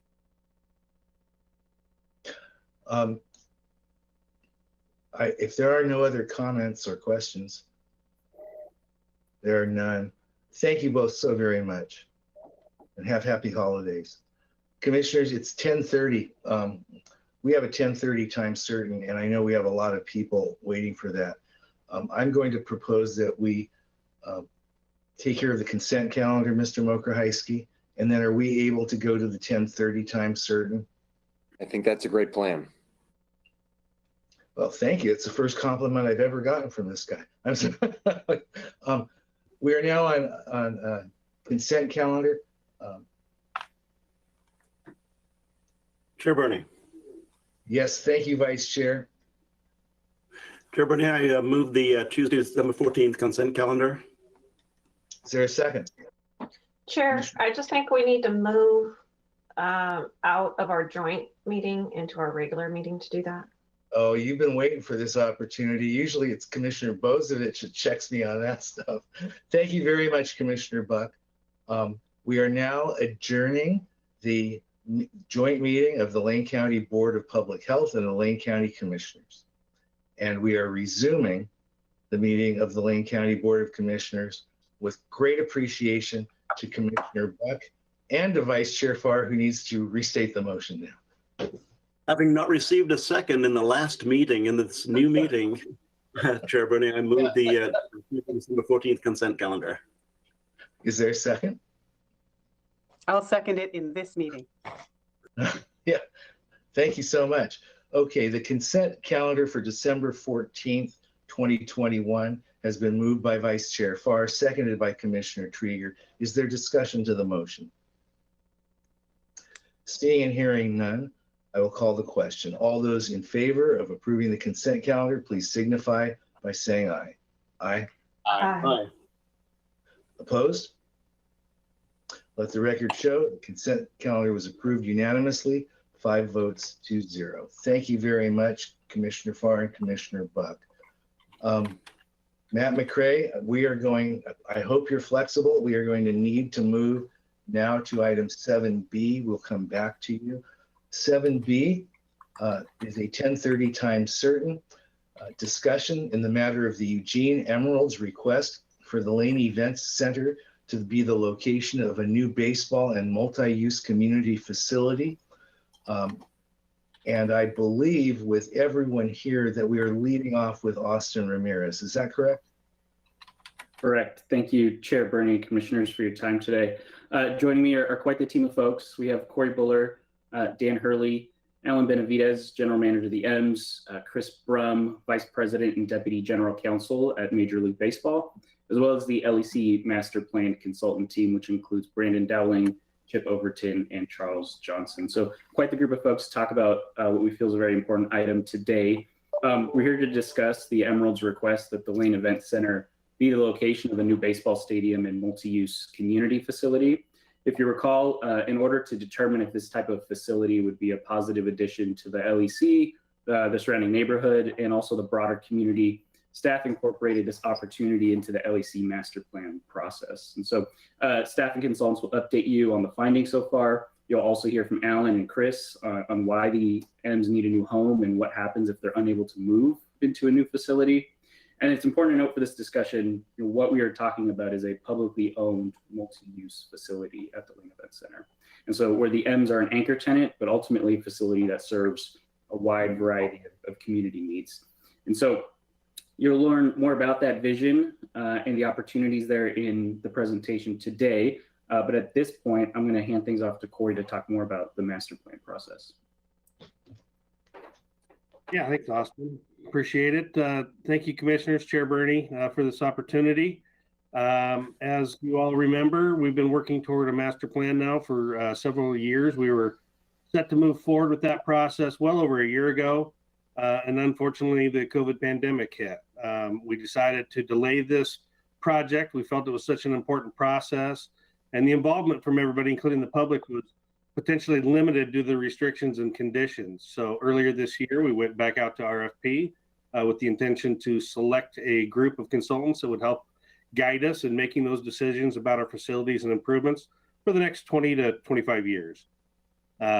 We're extremely pleased. We're going to be working with KO Fairground Planners, Johnson Consulting, and various other partners to design and develop that plan. And we anticipate kicking off that process sometime in mid-January. Many reasons to develop the master plan and go through this. We have aging facilities. Most have years of deferred maintenance issues. Most are not accessible in all areas. And most are non-compliant for one reason or another. So we're looking forward to evaluating our buildings and programs, matching those within the county's strategic goals and initiatives, and developing a plan that guides our capital program as well as our operational business plan well into the future. So we'll be looking at each of our facilities. We'll identify repair, renovation, replacement opportunities. We'll look at our programs, what we're offering to conventions, trade shows, and sports, along with the other uses and how our facilities can best support them moving into the future. We'll be having discussions in public forums for our clients, the users of the facilities, to get their input and ideas. And we know that due to aging infrastructure and failing systems, things like the Race Center are going to require some major repairs or renovation, yet they still provide a resource to the community, and the users and clients of that facility will want that opportunity to find ways to keep the rink open and available for years to come. So we're going to be identifying those opportunities of improvement and flexibility based upon recommendations and feedback from our consultants and the various programs that we're working with. And then how can we get there through those phases while identifying potential for partnerships that may lead to major improvements or expand what we can offer. So during this last year or so, it's come to our attention that the M's are going to need a new facility due to some changes within their organization and the Major League Baseball. So we've worked with the M's and Alan Benavides in several ways over the years and see that that organization is a great resource for the community. When they identified our site as a potential for a new county-owned facility that could host the M's, we were both excited and cautious.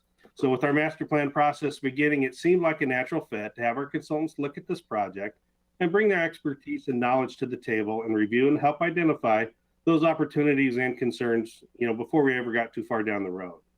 So knowing that there are some short timelines, we also set out to do some background work while waiting and allowing the consultants to get up to speed.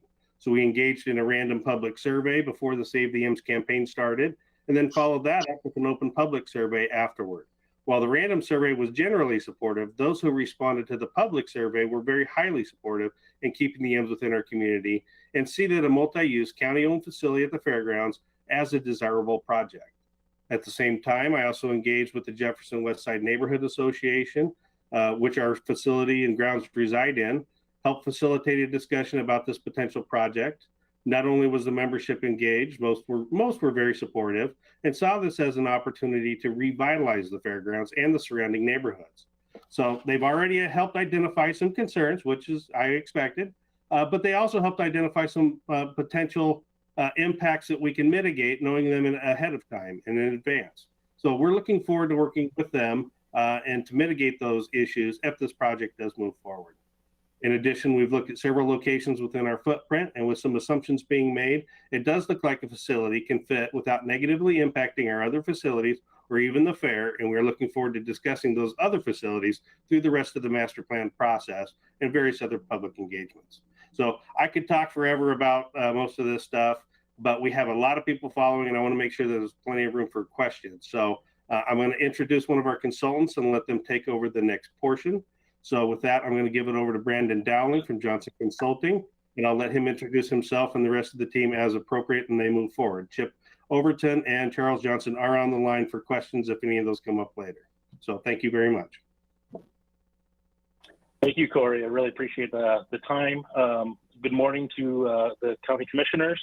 We wanted to give you a brief overview of our work to date as it relates to the stadium. And so all this correlates with part of our endeavor for the overall master plan work. And I'm about to share our presentation here. If everyone can just maybe confirm that you are seeing my screen. Yep. All right. Let me make sure here.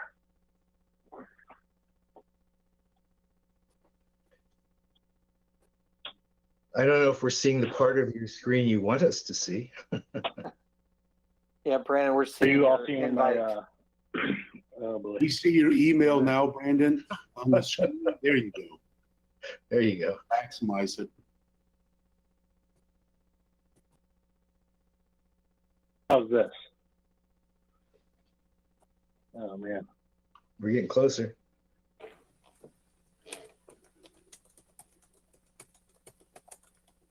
Does that work? Brandon, if it helps you, I have it on my screen. I can take back presenting and you can just tell me to move forward. That's probably a little bit better. Apologies for my first presentation. One moment. Hilarious, Brandon. This is our punishment from shifting from GoToMeeting to Zoom. So a little rusty on the GoToMeeting front, so I apologize. Oh, don't worry. So yeah, I don't want to take too much time, but I wanted to just share again, KO, Kiefer Overton, Charlie Johnson, myself, Brandon Dowling with Johnson Consulting, and Chris Lambert with TBS. We're all a part of the Fairgrounds Master Plan team. In the next following slides, you kind of wanted to share, as a part of that master plan, our review of the opportunity for the multi-purpose stadium at the fairgrounds. In the next slide, we talk and show a little bit of kind of that process that we've done to date. I began with a high-level economic development or economic demographic overview. We did some comparative benchmarking analysis to other like markets with similar high A developments, abbreviated case studies and trends, as well as concept test and verification. You'll note in the bottom of that, the two highlighted sort of the next steps that we have as part of this, demand and financial and business planning, as well as funding analysis that we'll talk about here shortly as well. If you can move on to the next. The next sort of two slides after this cover page really start to illustrate part of our review of the demographic and market. Should not be very much new news to you all in terms of your population and trends, but these are also key indicators as we look at the successful developments for stadiums as well as fairgrounds to really understand the supportive characteristics from a demographic standpoint that we look to. Our population, medium household income, and looking at those trends from a historical perspective as well as a future. We did an interesting map here on the right to kind of really understand the medium household income as it relates to the site, and it stretches from a 30-minute and 60-minute. One of the unique things and advantage of minor league baseball is it really is a family affordable entertainment option, right? And so I think as you start to look at some of the statistics and the data here in relation to the outreach and the medium household income, and as it continues to grow, is a very positive opportunity for this particular development. On the next slide, we dive into a little bit deeper to another two categories that we like to look at as we're analyzing the opportunity for stadiums. One is which is spending at admissions for sporting events, and this comes through ESRI, a third-party source that really helps articulate, in particular in the local market, how much dollars are being spent on sporting events. As you can look and you'll tell a little bit in greater detail as we start to benchmark this against other markets of similar size. It's a fairly robust number for Wayne County at right around $8 million. And that is sort of indicative to your number of businesses as well. The importance of that number, that 13,000, is oftentimes those are your sponsor naming rights and advertising dollars that are important to the overall success of these types of developments, as well as group sales for tickets. And again, we'll get into more of a benchmark, but these were some of the four kind of key characteristics that we analyze as we look into the development of these types of facilities. If you can move on to the next slide. And on the next slide, this shows a little bit of a high-level overview of high A. That would be the new division for the M's. We want to do sort of a characteristic and average across the league to understand where do these stadium sizes and attendance sit, and how does that relate to where the M's are today and where they may be in the future with a potential new venue. As you can see, the capacity on average across the league is about 6,000, with average attendance floating around 3,800. And overall sort of percent of capacity. This is something I wanted to highlight because as you look, I think, and we'll see in a few other slides, the capacity constraints that the M's have been at PK, in our opinion, have somewhat constrained some of their overall potential attendance. As you look, they're one of the highest as it relates to percent of capacity for attendance based on the fixed seating. And we'll talk about that a little bit in the next couple of slides. From here, if you move on to the next slide, please. Here's our benchmark that I referenced earlier. And again, many of the key characteristics we talked about earlier about demographic review. We look at capacity of stadiums. We look at average attendance from a historical perspective. We went with 2018 to 19 as we think that's more indicative of a normal period of time, sort of looking at it to change over year. Again, medium household income, number of businesses, and spending for sporting events. You'll note the two circles around the M's in Fort Wayne tin caps. As we're doing this, and as you can see across that top line, the way we arrived at these benchmarks is, in terms of relative proximity to the population within Lane County, as well as the rest of high A league teams. So as it relates to other peers within the same range as you all, we want to do sort of a side-by-side to see where the M's sit versus other like markets. And one of the things I talked about earlier in terms of capacity, as you note in Fort Wayne, they have a little bit of a larger facility. They've obviously certainly been able to do a little bit better in terms of the overall average attendance. And quite honestly, across the board, they are very, very similar. And this is one of those things that sort of stood out to us as we work on these on a national level. And for those that may not be aware, the Fort Wayne Tin Caps and Parkview Field is probably one of the more successful minor league ballparks and markets there are. And they've really done a fine job of incorporating that venue as a community asset, reinvigorating and energizing and utilizing it more of a 365. So several non-baseball event types. And it just kind of shows where you all would sit in relation to some of those market characteristics, that there's probably a decent opportunity here in terms of supporting such an endeavor. Move on to the next slide. We wanted to highlight a little bit. So here's a little bit of that tin caps that we just referred, talking about some of their funding strategies and when it was developed. They do have some premium seating options that allow them to, again, solicit the corporate demand within the marketplace. One of the unique things I wanted to talk about that we share here is that, part of that adjacent mixed-use development, you'll note, in the outfield and left and right field, those boxes, those are, in particular, those are condos and residentials and office. So this is all a mixed-use development that has evolved since the creation of this stadium, and somewhat of a trend. And what this has done in the community, the main concourse that you can see in the outfield there in the bottom picture really floats into street level, and it becomes an active community park throughout the day. So there is no sort of enclosure or security enclosure of the stadium. It really has become a fabric of the community. And it's somewhat along the lines of what we think really could be helped activated here on the fairgrounds as well. And we'll talk about that a little bit later in terms of how we think this could be creatively designed. If you can move on to the next.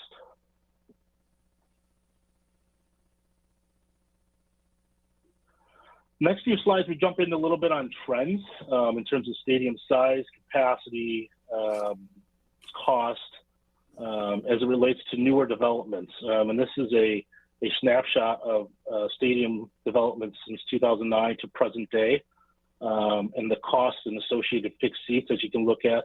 Other and suites are sort of your premium, so there's a mixture of either terrace seating, club seats, loge boxes, suites, just to give an understanding of what that looks like relative to newer developments that have happened across minor league baseball. And then the next slide, we dive a little bit deeper into these numbers to understand the funding. The critical path here is certainly understanding how do these things get funded and how they've been funded elsewhere. So we've charted and analyzed those same developments you just saw from 2009 to present to really understand those construction dollars and what the overall split, if you will, between public and private investment in those venues have been. So historically, if you will, it's approximately about 70% public versus 30% private. And then we thought this was an important thing to sort of analyze and really understand, how these venues become successfully developed and funded over time and in the years past. We can move on to the next. And I apologize, I sound like I'm going a little bit too fast here, but I want to leave time for questions for us as well. This is our concept test. I'm going to hand this off to Chris Lambert with TVS Design to kind of help walk us through some of this test. Chris? Thanks, Brandon. Commissioners, I'm Chris Lambert with TVS Design. Spent the last 20 years focusing on sports architecture, sports facilities planning, design, and construction, including minor league ballparks. I was in Eugene and in Lane County 3 weeks ago on November 22nd. I met with Corey on site as well as with Alan to have an overview of the fairground facilities exist today. Also looked over at PK Park at the university campus to see the existing conditions there. And from that, we did a quick pivot. And this is not intended as a design solution, but just as a test fit to say that on the site, as the site operates currently, and as we can envision for either the fair or other events, creating a front door along 13th and placing the ballpark in the northwest corner of the site, just north of the livestock building and west of the parking lot that's west of Wheeler, puts an interesting position to where the focus is away from the adjacent residential homes. So you don't have lights shining directly at homes, either to the west of the ballpark or across 13th. And of course, there's mitigation and new light and LED technologies to help reduce a lot of that light spill. But to that effect, really to engage the rest of the fairground site so that the ballpark can function as a ballpark, but also when we're doing other events, we can engage that, as you can see in the center field, to actually open up and bring in facilities, whether that be concerts or other things that we'll get into. So we were certain to focus on what the MLB standards are. This is definitely a multi-use community facility, as we've discussed. Things can happen year round here. But we also need to make sure that we meet Major League standards. The situation the M's are in now is they unfortunately do not have that at PK Park. So to the next slide, just taking a quick look, and Alan may touch on this on points similar to these in his presentation. But in general, there's been a heightened focus on player development, wellness, and security across all affiliated Major League teams. Now, the M's have been upgraded the last seasons through the Major League Baseball realignment. No longer are they a short season club. They are a high A team. And so they're starting to play in April and all the way into September. So increased dates is a good thing, more activity on the site. But with that, whether it's a high A double A, or triple A, which are the typical minor league designations as you ascend up into the major leagues, players are basically getting the equivalent training facilities and accommodations nationwide. So with that standard, there's 5,000 capacity overall, which in that mix is about 35,000 fixed seat, the rest being, as you can see in the darker green portions. Again, this is just a representation that shows a ballpark with a 360-degree concourse where you can actually walk around the ballpark. The green areas would be like lawn areas. The gray areas that kind of form the crescent shape behind home plate would be the fixed seating areas, picnic area down the right field corner on the lower left, and the blue represents structures. So just to comply to the book, although Major League Baseball has strict standards on the infield, 90 feet between the bases, you have some flexibility down the line. But just as a test fit case, I kept to the strict standards of facility guidelines and kept to 330 feet down the line, 400 center field. And of course, there'd be a mixture of suites and premium seating that can be determined. But this basically establishes a footprint of just a little under 600 feet by 600 feet, which would cast it along the probably 200 feet to the east into the existing fairgrounds if we put it within an acceptable fire lane distances with the adjacent properties to the west. So I mentioned the Major League Ballpark requirements. What are those? I've listed those, and just for brevity, you can see them on the screen, but I'll read them for the case of the recording. There's parity for home and visitor clubs. There's proximity to all these facilities within the ballpark towards the team clubhouse or adjacent to the field. This includes in a certain amount accounts for increased lockers, showers, toilets, and sinks. There's some facilities that barely have 2 sinks in them, or a less than amount of lockers in the players, or we bring that up to standard. Of course, expanded training areas, coaching areas, provisions for female coaches, staff, and umpires. That could be a combined or combined shared space or separate spaces. Covered and protected batting cages, 2, where typically there had been 1. Pitching bullpens, which are out of the field of play. An indoor strength and conditioning area or a weight room. Areas for dining, nutrition, and player lounge. Dedicated laundry equipment and storage, as well as media broadcasts and internet requirements, security, and parking. So all of those kind of fall in that umbrella.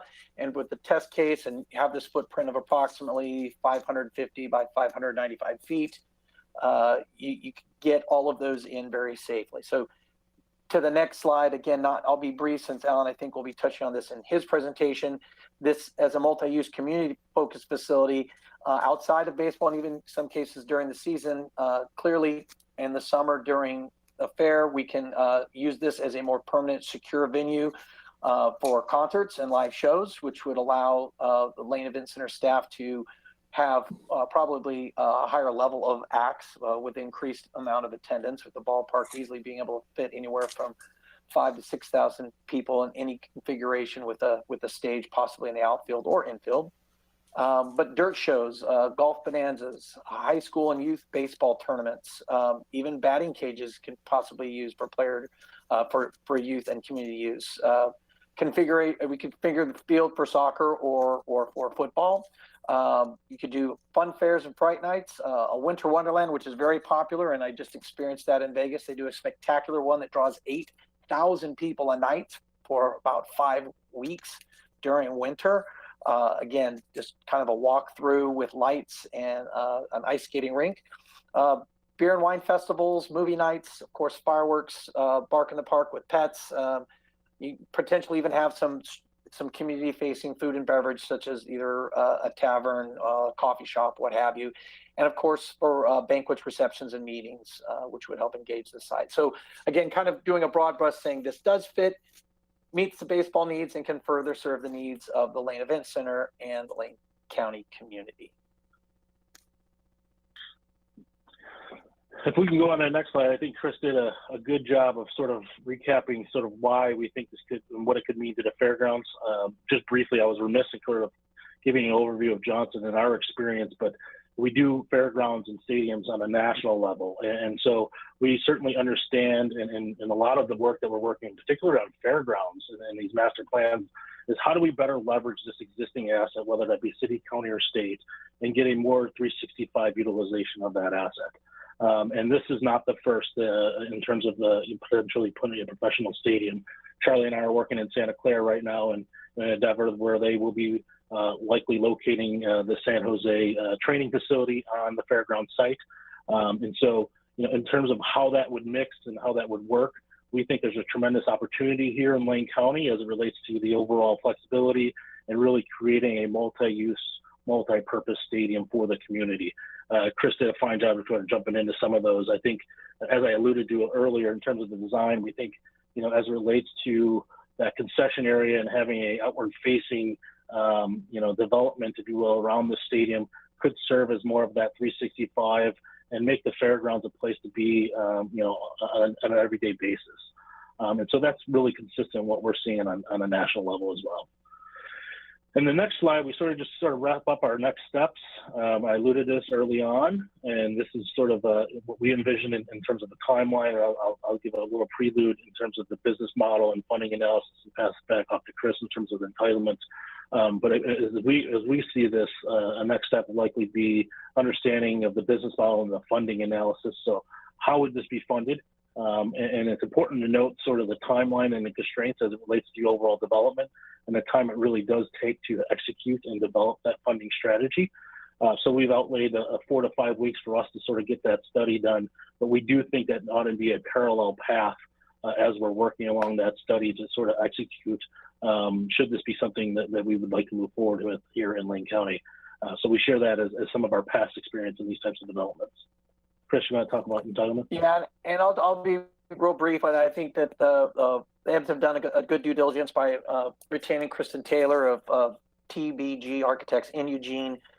Kristen understands how to do development in Lane County and get things built in Eugene, and she's has done some extensive homework and basically saying to get things built in the state of Oregon, in Lane County, and Eugene, we need to be respectful of the necessary regulatory requirements and approvals by the authorities having jurisdiction, so that there's a land use assessment, assuming no appeals, doing concurrent type 2 and a separate type 3 evaluation, all the things that are required environmentally and per code, amasses to the neighborhood of 8 to 9 months. And parallel to that, our design and engineering focus could work hand in hand as things get approved and the design marches forward. That could be 8 months. And knowing what the timeline the M's are up against, backing this from a baseball season April opening of 2024, we're seeing you'd have to start the process for the entitlements and planning immediately first quarter 2022, specifically in February. So there should be a process identified of how to do that for the project after the funding. But that progress would achieve at least the idea of getting in through plan check and permitting for another 3 months in the third quarter of the fall of 2022. So the construction could begin about a year from now in December of 2022, allowing for 15 months construction, and at least getting it. There's actually a March 2024 down there, because that gets you, let's say March 30th, 2024, because then that gives you a chance to be substantially complete, have your sign-offs, and at least occupy the ballpark while certain things would be completed when the season begins in early April. So that's kind of a general timeline. I guess that would also be a reminder to commissioners as it move forward, at least in what we understand is the timeline the IMs are faced against would need to kind of proceed in early 2022. And I think that is it on our portion, Brandon, unless you had other slides. Yep. No, that's it. Thank you, Chris. Great, thank you. Diana, could we please make Alan the presenter so that he can share his presentation? Hey, Austin, how much time do I have? 1 moment. We've got 20 minutes left in our scheduled presentation piece, but I think your piece is important. Wait, Diana said 1 moment is all he had. Yeah, Diana said 1 moment. I'm sorry. 1 moment. Good luck, Alan. Yeah. All right. Can you guys see my screen? We're good? Yep. All right, guys. Hey, Alan here, General Manager of the Emeralds. Thanks, commissioners and county staff, for the opportunity to do this today. It's a day I've been looking forward to for a long time now, and thankful to be here and had conversations with a lot of you and a lot of folks in town. I've been going around talking about this for months now, and excited to finally be able to present to you what I've been doing to everybody. So as you guys know, and this has been alluded to, we are now in a new league. We are now playing a lot more games. We're also a new affiliate of the San Francisco Giants. As many of you know, I'm a huge Dodgers fan, so it does hurt me a little bit, but the Giants are a fantastic organization to be a part of. I'm not going to read this all to you, but what I do kind of want to just tell you guys is that, we've been around since 1955, as you know. We have a long storied history, 7 decades, and for the last 47 years, we've been what you've known as short season baseball. Prior to this last season, we were short season baseball, meaning that our season started in early June and finished like Labor Day weekend. And as you know, back in 2009, we signed our contract with the University of Oregon to play at PK Park. And while the ballpark has been great for us to host our games, the ballpark is insufficient in sense of the new facility standards that Chris touched on. Due to player wellness and development and all the new standards that Major League Baseball is requiring, we just do not have the facilities to meet those requirements at PK Park. And while we have tried to possibly expand the ballpark at PK Park, just the overlap of the season and the schedule makes it nearly impossible. Scheduling games around the duck season has been very difficult. And while they have worked with us to get the games through this year and potentially the next 2 years, which we will do at PK Park, long-term, it's just not a solution that we can deal with. We need to be able to practice at the ballpark. We need to be able to get into the ballpark prior than an hour early, which is what we get now. Currently in our spring schedule for a 7:35 game, our players can't get there till about 6 o'clock. And it's hard to develop players when they get in there with such short notice. So long-term, we need to find a solution. We need to have an opportunity to sell concessions and sponsorships and tickets, and we just need more facility access. When we signed our agreement with the University of Oregon in 2009, we never thought that we were going to be in this situation. So we prepaid our lease. We were here till 2030. We never thought that this would happen. But as we all know, this happened in 2020. We got expanded. We were very scared, to be honest, that we were going to get cut. There were a lot of rumors that short season baseball was going to be eliminated, and it sure was. Fortunately for our league, most of our teams got elevated to high A. So not only did we jump 2 more levels, we also got almost 74% more games. So we're going from what was a 76 game schedule to 132 games, meaning 38 home games will now be 66 home games, starting in early April and ending at the end of September. As you may know, we won the championship this year, which was really great, considering what we've all gone through. Unfortunately, none of our fans got to see it because our access to PK Park terminates on September 10th annually. Our agreement doesn't allow us to play past that, and the postseason went well beyond that. So moving forward, until we get into our new facility, we won't be able to host a lot of postseason games at PK Park due to fall baseball and due to Oregon Duck football games. While we can't fulfill the new requirements at PK Park, we believe that we have found a new solution, and hopefully we can do this at the fairgrounds. As I mentioned, I've been working on this for like 10 months now, and we started with about 23 different sites. We've looked everywhere. We've looked at the airport. We looked on Shad Drive. We looked in Springfield and Glenwood. We looked at Valley River Center. That seemed like a really great idea. And one day driving down 13th, I looked at the fairgrounds, and it was never really proposed to us because it's county owned. And we started a discussion with Rachel and with Corey, and it just seemed like a great fit. So it's zoned for it. People go to it already for entertainment. It fits our timeline better than any other site. And frankly, the idea of moving our team back into a neighborhood and back into Eugene, which PK Park is in Eugene, but if we could move back into a community and really be back to what we were at Civic Stadium, it's really exciting for this community. I can't imagine us not doing this because the alternative is losing the team. And frankly, there have been cuts in Major League Baseball, in minor league baseball, I should say. We were at 160 teams just a couple of years ago. We're down to 120 teams. In our league, 2 teams were cut. Salem Kaiser, right up the 5 freeway, and the Boise Hawks team, they were cut from our league for facility issues. I believe that we have a community here that really loves this team, and that we can really get to a new point where we can build this facility that will be operated year-round for many years to come.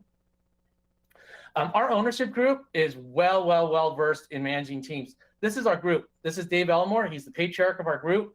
We own several teams throughout the country, operate several teams. We have our newest team is the Amarillo Sod Poodles. That really is their name. They are very successful. Opened in 2019, Ballpark of the Year, beautiful stadium that was built in cooperation with the city of Amarillo. We have the Inland Empire 66ers, the Rocky Mountain Vibes, a hockey team, the Utah Grizzlies out in Salt Lake, the Idaho Fall Chuckers, the Lynchburg Hillcats, and the San Antonio Missions. We've operated teams from AAA to low A. Currently, our highest team, we have 2 AA teams with Amarillo and San Antonio. One of the things we talk about all the time is that we're not just a baseball team.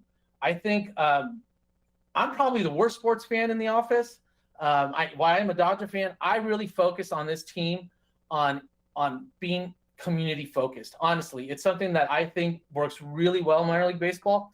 And when we had the opportunity a few years ago to reach out to the Latino market, I jumped at it. I'm one of the few Latino general managers in the country, and we actually reached out to our Latino neighbors here and kind of came up with this new brand called Monarcas Baseball.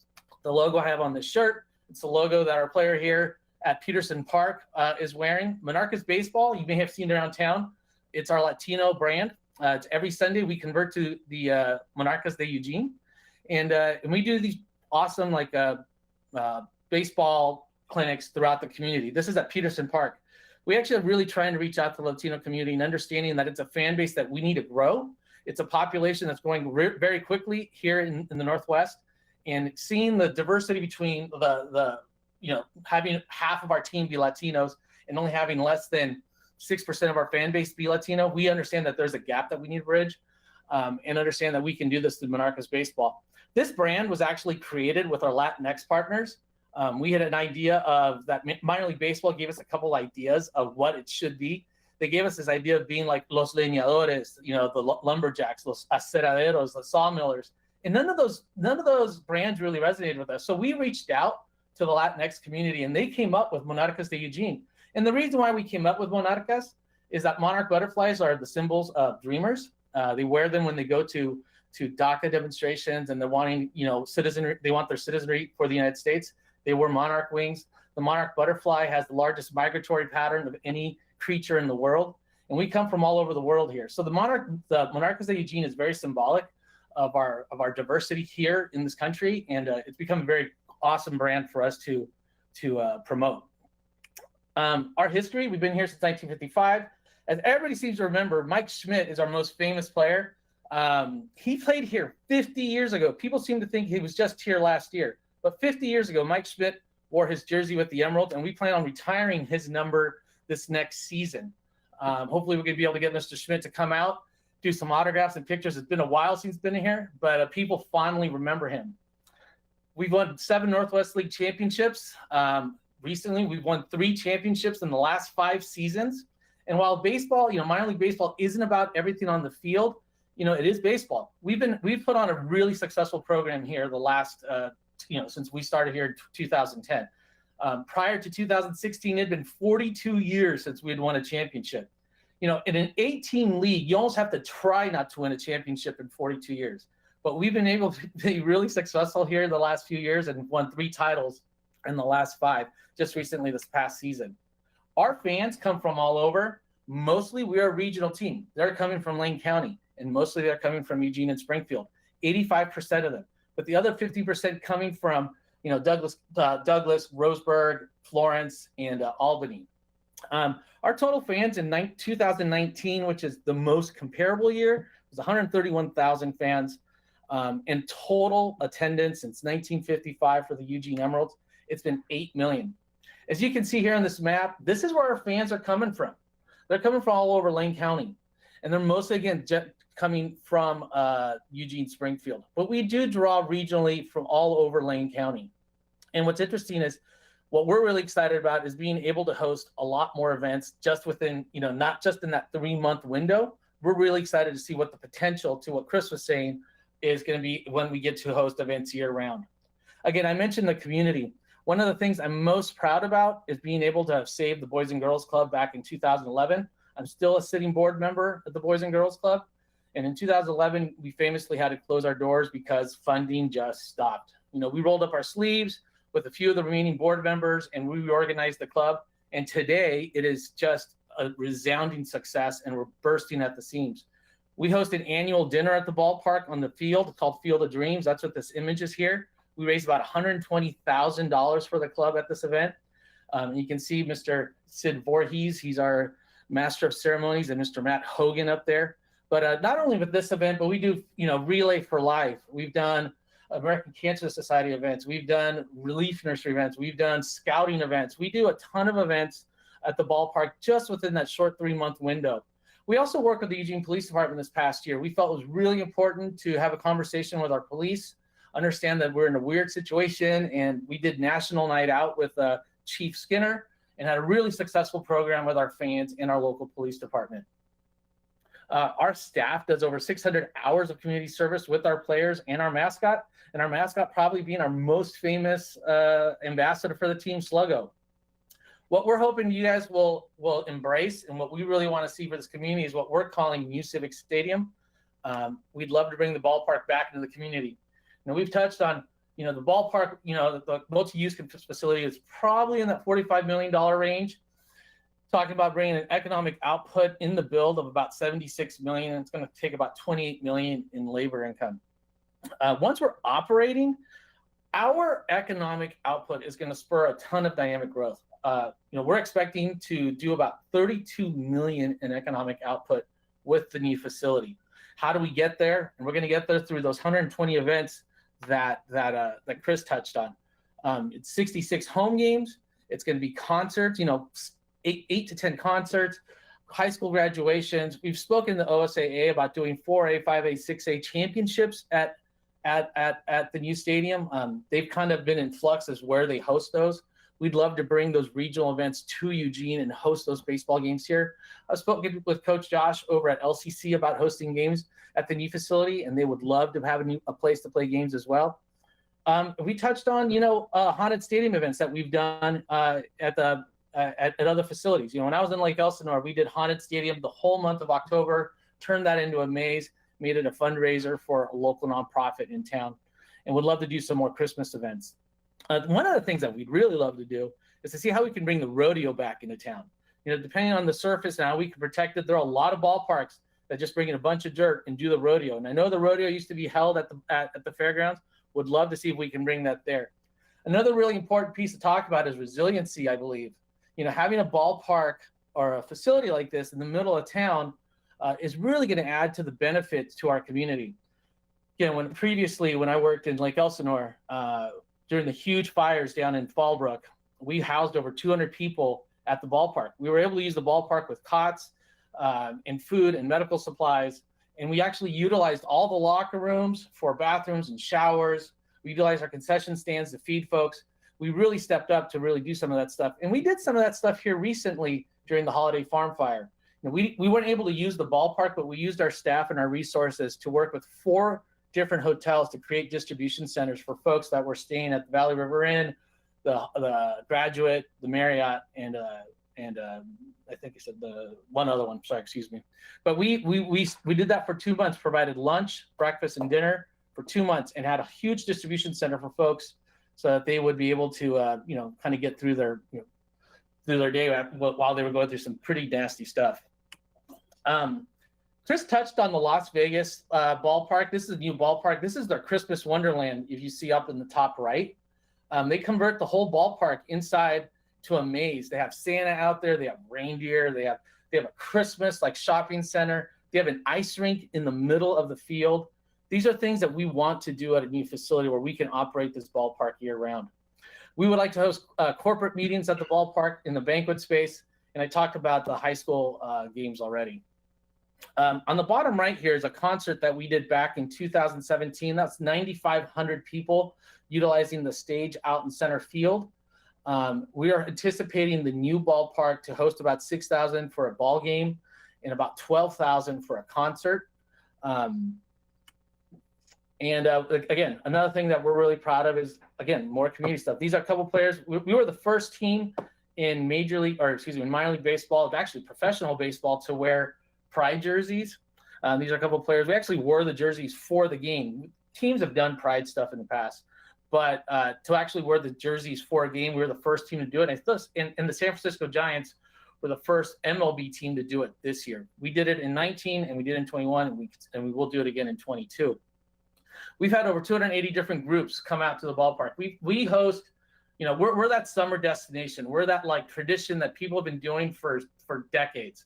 We bring a ton of businesses out, a ton of nonprofits, a ton of churches, and they come out and enjoy games here.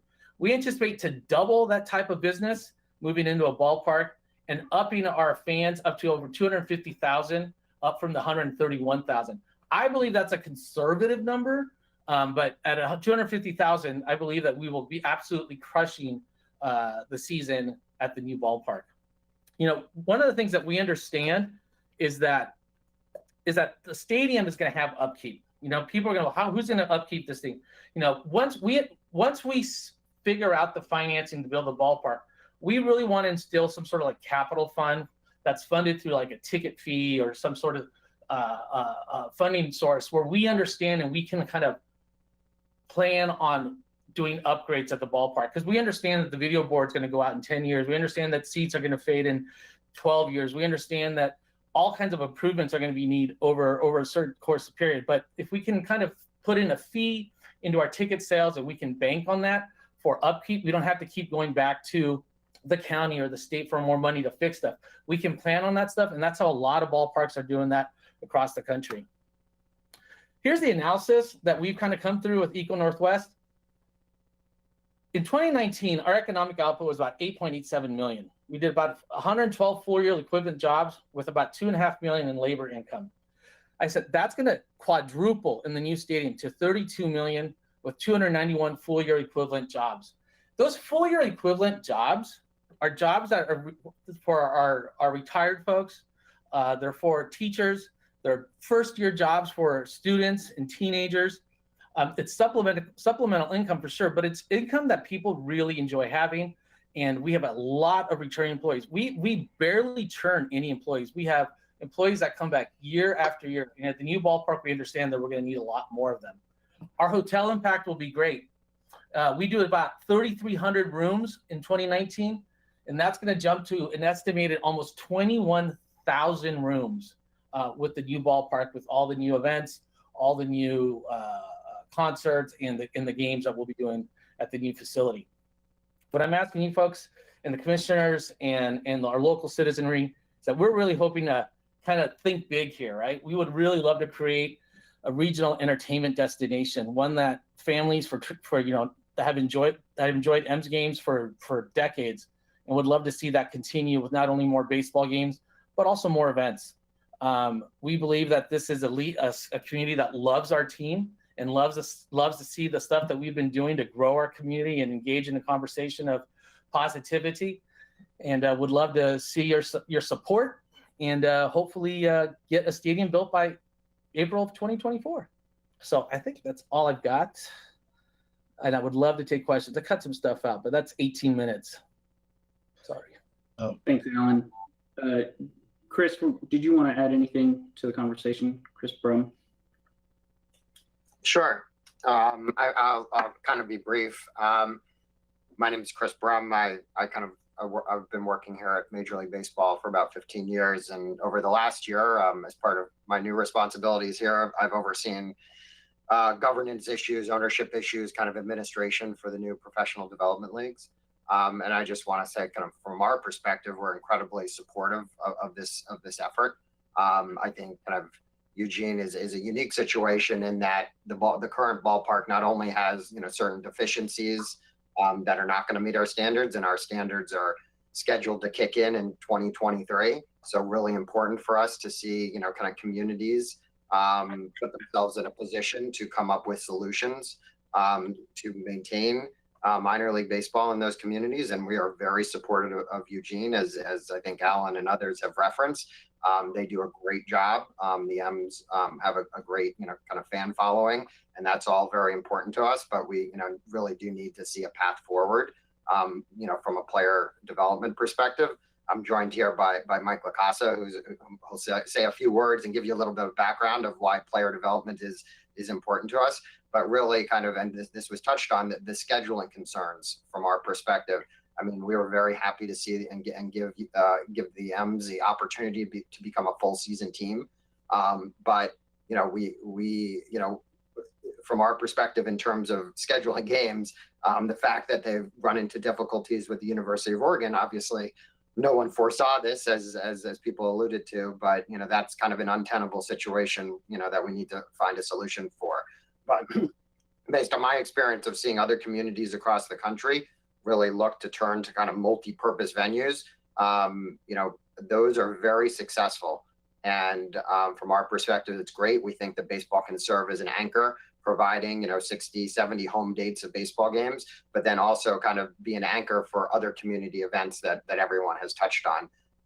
And so we really see this stadium as being core to the community and gives us the opportunity to continue with professional baseball in Eugene. But let Mike just say a few words to give you a little bit of background on player development and why that's important to us and why we've kind of made that a centerpiece of our new system. Thanks, Chris. And I will be brief as well. My name is Mike LaCasa. I'm the Director of Player Development here at Major League Baseball. Prior to joining the Commissioner's office a year ago, I worked in player development for Major League clubs for the previous 12 years. I've seen the impact that minor league baseball has on our game, on Major League Baseball, and on that the industry can have on communities to impact and improve communities across the world. And on behalf of player development departments across all of baseball, I want to say thank you to what you do for our game. Players are the lifeblood of our game and of major league organizations, and as well as to the success of the on-field product for your fans, and that is dependent on the players' ability to grow and develop. Players have always been the lifeblood of our game. So what has changed here? Well, the scheduling is a major issue that that Chris and others have hit on, but the landscape of player development has also evolved dramatically over the past couple of decades. There are more personnel with clubs, more tools, more technology being used. And what that has led to is a need for essential aspects in infrastructure and space in facilities. The modern player development system requires everything that's outlined in the facility standards. And those are the minimum requirements that a club needs to develop players. Examples of what are on there, there was a list on one of those decks, but just to hit on the square footage in clubhouses and training areas that are essential for player wellness and to accommodate all the technology and tools that are used today. The commissary and dining areas for player nutrition, female staff facilities of a sufficient size. We're really proud of the influx of talented female employees in the game, and the impact that they're making on the game is only going to continue to accelerate. And we need the facilities to accommodate that. So while we've sat back and evaluated the existing facility, what's currently in place, it's just not going to be feasible for a successful player development system. Somehow we have to find a solution, and what's being discussed today in the multi-use facility seems to have so much impact, potential impact for a community. But speaking specifically from a player development perspective, an environment is needed, a facility is needed for the Major League club to be successful, and we promise to be great partners for those approximately 66 games in the future. So thank you for the time. Thank you. Thank you. Corey and I will quickly wrap us up and get us to the discussion. I know we're a little bit behind. Ultimately, we believe this opportunity provides multiple layers of benefit. It helps us retain a really important community partner and asset in the Emeralds. It provides significant economic impact to the region long into the future. And it also has the potential to secure the long-term viability and prosperity of the Lane Event Center. So there's an aggressive timeline for this project. Much of the required work cannot begin until the county and EMS have a specific site to work towards, which makes today's discussion critical. So we are asking the board to direct staff to partner with the Emeralds to continue planning efforts towards a multi-use community facility at the Lane Event Center. If the board provides that direction, work will begin immediately, and we will return to the board as soon as possible with additional action. And so, Corey, any last comments to close us out? No, I think you covered most of it. I mean, from our perspective, the opportunities are just, endless here. Events is what we do, and each baseball game in itself is an event, but then the opportunities to program this space for other things year round just literally gets us excited and thinking about and talking about those opportunities. I mean, you look at Alan mentioned Relay for Life and those type of community events and celebrations. They had to use our parking lot this year because of restrictions in other places. Having a facility like this to run something like that and the amenities that go with it are just going to grow those types of events into the future. And then obviously, as also was mentioned, we've had a couple of rough years in terms of emergencies, and having a facility that has showers and locker rooms and facilities that we could use, whether it's for responders or for staff or whatever it may be, just adds to, what we can provide to the community moving forward to the future. So I know we do want to leave quite a bit of time here for some questions, whether those are specific to the M's or whether those are for our master plan and the consultants or anything like that. So I will end it there. Austin, am I allowed now to have commissioners engage in discussion? Please. Okay, 3 quick things before we do that. One is, Chris, I got to tell you, on these Zoom meetings, I thought you had a TV set on, and I thought there was a guy on the TV set in a mask. So Mike, it's just the optics were interesting, but it was fascinating to hear what you had to say. Number 2, I was going to compliment you all on our agendas, the way they're structured. It tells us how many minutes for presentation and how many minutes for discussion. And when Alan was done, you were on 50 minutes even. And I was going to say our staff never timed things that well. But of course, when Alan was done, our staff came in because they wanted to say some more things. For me, you ever see Jerry Maguire? You had me at hello. But I'm sure other commissioners are going to have other statements, and we're going to talk about it. Commissioners, we have a great group of people here. Any questions, comments, discussion? Yes, Vice Chair Farr. Thanks, Chair Burnett. I'm going to be ever so brief. You had me at play ball, so I'm an enthusiast. I share Corey Buller's enthusiasm, and particularly when Corey added that at the end regarding the auxiliary functions that we can potentially engage in with a facility such as this, which would address some of our most urgent needs, particularly in the wintertime. So that's all I have. I am a full supporter. Thank you, Vice Chair. Anyone else? Yes, Commissioner Buck. Thank you, Chair.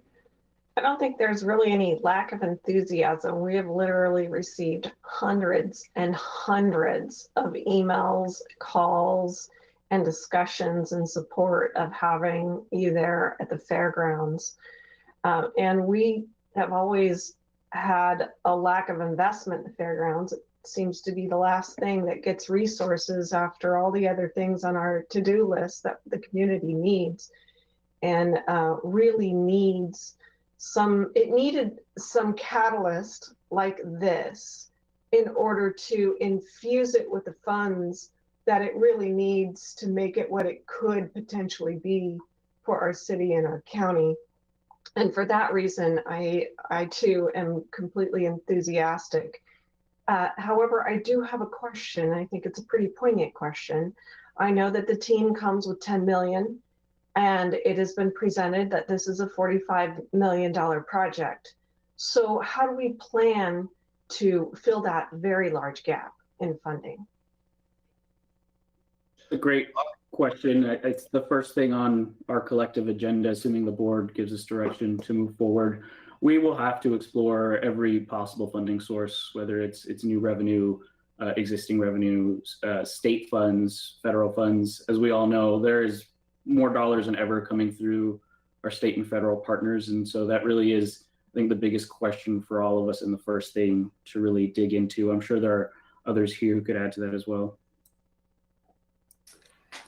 I'll just offer, Chair and Commissioner Buck, thank you for that question. That's, the $45 million question is how are we going to identify approximately $45 million?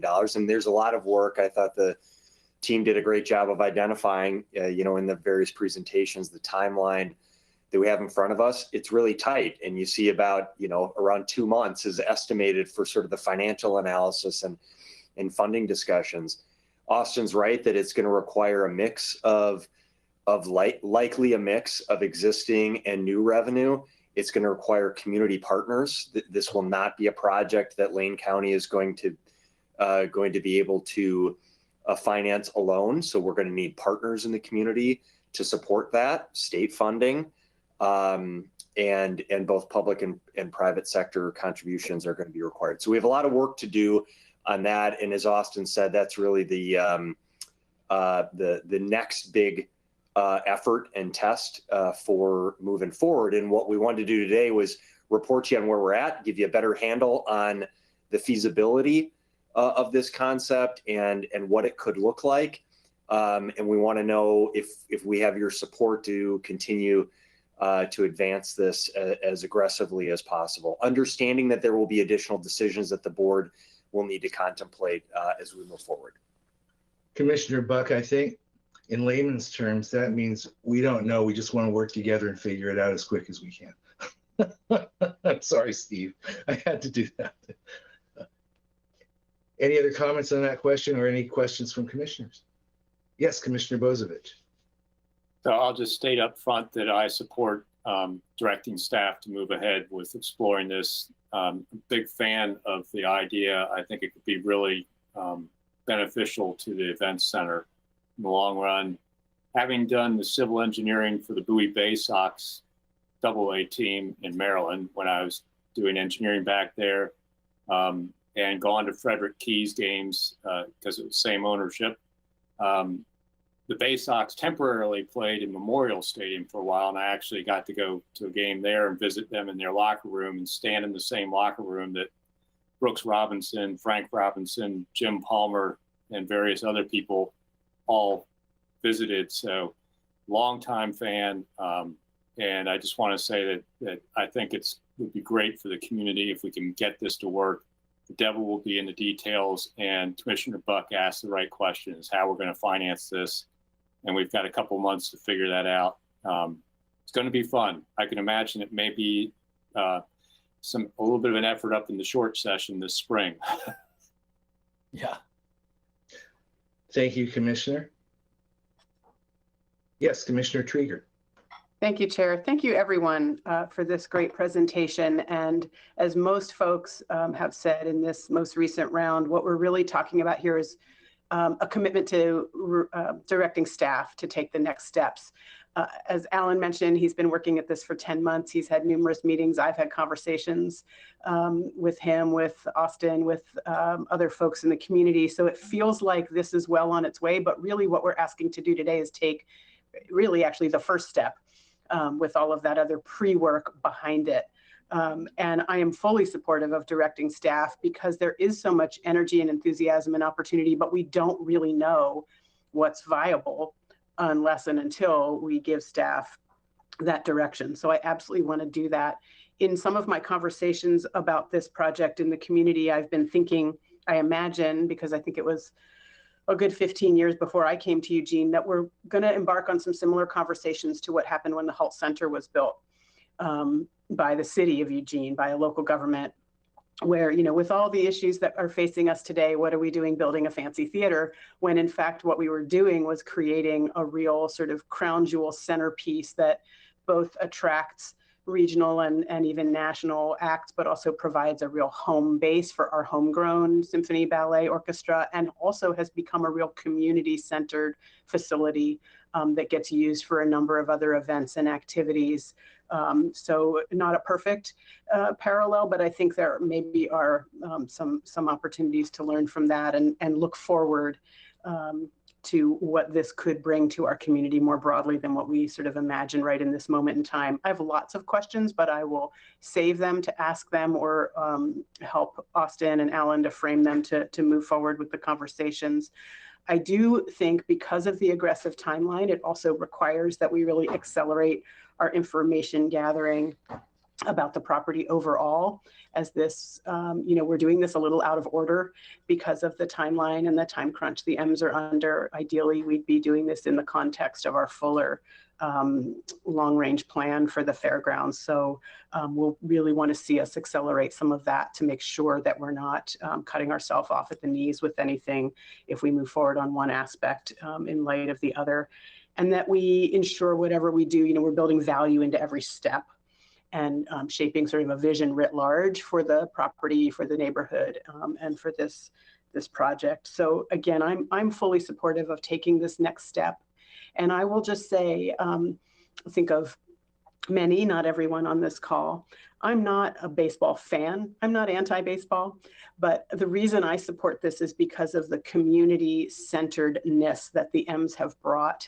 I go to M's games because of that community feeling and because of all the reach out into the community and the vibe that is created. And at this time when there's just so much contention and anxiety and turmoil, you step into those games and into that facility, and people are happy, people are engaging, people are respecting one another, people are sharing in a collective positive experience, and more of that, please.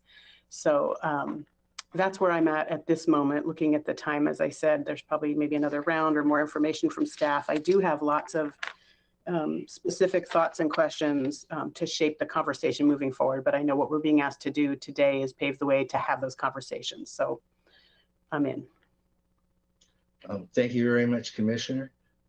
My turn. One, I think you guys can tell that today's objective is met, and that's a done deal. If you can't read a room. Number two, I think it's we all know that the time frame presented is absolutely not correct. That time frame had no indication of where dollars were when they were coming in, and obviously we have to determine financing, which is the next big hurdle we're going to work on together. My experience tells me the $45 million is probably not a correct figure either. I don't know. I'm not God, but I know there are supply chain problems. I know there's labor shortages. And so as I'm looking at this, I'm also thinking, you know, how can we turn a lemon into lemonade? We might, as you all are working together, staff, want to look at a larger dollar figure. You might want to look at ways in which that dollar figure could include other improvements to the fairgrounds that are sorely missing. Oh, well, thank you, Mr. Johnson. You know, it's usually, in my limited experience, and I'm not going to go as Commissioner Bozovich did to say who I've rubbed shoulders with, although I will say to Alan that our family were friends with Tommy Lasorda, so eat your heart out.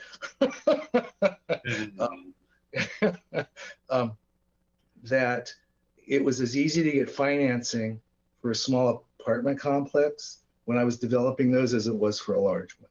It was a similar process. So this might be a moment when we can forgive the expression, exploit or use the need for the community and the M's right now to create an even bigger opportunity for the fairgrounds, for economic development in the county, for looking at, even as you are tired of hearing me say, as we look at procurements, how those dollars are invested as much locally with local businesses as possible. And I think this is a hell of a great way to get started on that. So unless any of you have any more comments for us, I think it's pretty clear that we are directing staff to work with you and see if we can't get this done. Commissioners, anyone here on the call? Chair, I will just say thank you. Yes, that's what we were looking for. I think, the board asked us to look at the feasibility of this effort. We brought that back to you, and we've sort of been in a position of not being able to fully advance a lot of this work because we want to make sure that the board is supportive. We've heard resounding support for moving forward. There will be, as you indicated, Chair, there will be obstacles along the way. Inevitably, there are going to be various obstacles that present themselves. But, to quote the late, great Harry Carey, holy cow, what an opportunity, right? We've got an incredible opportunity. The M's are an incredible community asset and partner. And so we're excited about moving forward and the good work ahead. And we certainly will report back to you with additional information and decisions as you need to make them. Thank you. Thank you. Oh, and in full transparency, if this is a conflict, Mr. Benavides and I are alumni of the same college, so I hope that's okay. The Fighting Banana Slugs. Yeah. This was great. Everyone that took your time, especially Chris and the man behind you. I'm just kidding, Mike. Thank you so much. We hope we can help you create this partnership. Thank you all so very much. Thank you. Let's go. Thank you. And forgive me, commissioners, I'm going to move right on with our agenda since it's a packed one. We're now returning back. It's 11:43. With your permission, I think we have time to get this in this morning. If Mr. McRae is ready to item 7A, discussion monthly holiday farm fire update. I see you, Mr. McRae, so please.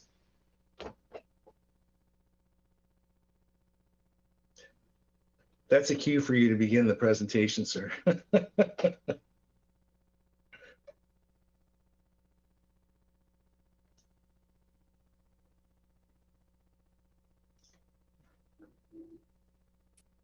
Diana, are we seeing your screen or is that Matt's screen? That would be Matt. Okay, so it looks like Matt's probably getting ready to bring a presentation up. Can you hear us, Matt?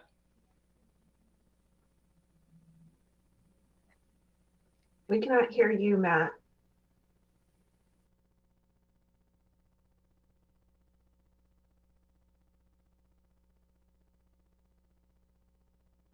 Can you hear me now? Yes, we can. Great. Okay, great. Thank you all for allowing me to wade through the technical challenges. Thank you for the time. I'm going to take 15 minutes and try and provide a brief summary of progress over the last year of wildfire recovery, and with just a few caveats. One, this isn't everything that happened in recovery over the last year. This is just the highlights reel. Two, while I will be discussing highlights, this doesn't by any means indicate the work of recovery is complete. We're going into the second winter since the fire, and more than 100 people remain sheltered in hotels, and the majority of property owners have not yet begun rebuilding homes. So in short, there remains a lot of work to be done. Three, this update reflects the work of Lane County and our many partners. With all of these projects, county staff often play a supporting role, but where county staff were central to the progress, I'll do my best to point that out. And lastly, I hope that this overview illustrates for you, as it has for me, a meaningful sense of movement. When we look at recovery over a week or even a month at a time, it's sometimes hard to see progress, but it feels like the progress is tangible when we look over the last year. So with that, I'm just going to go through a handful of slides. I can't see your faces. I'm looking at my presentation, so please stop me if I'm not being clear or if there's a question or need to interrupt me. Thank you. As I always do, starting with survivors in the fire-affected area, actually, this is, did the presentation just change for you? It had just changed for me. Yes, it did. Okay. Are you seeing the full presentation now? Gosh darn. No, we're not. We're just seeing the slides, the one slide with it in draft format or edit format. Gosh darn it. I'm sorry. I'll try and get through this quickly. There we go. All right. Second slide now, survivors sheltering in hotels.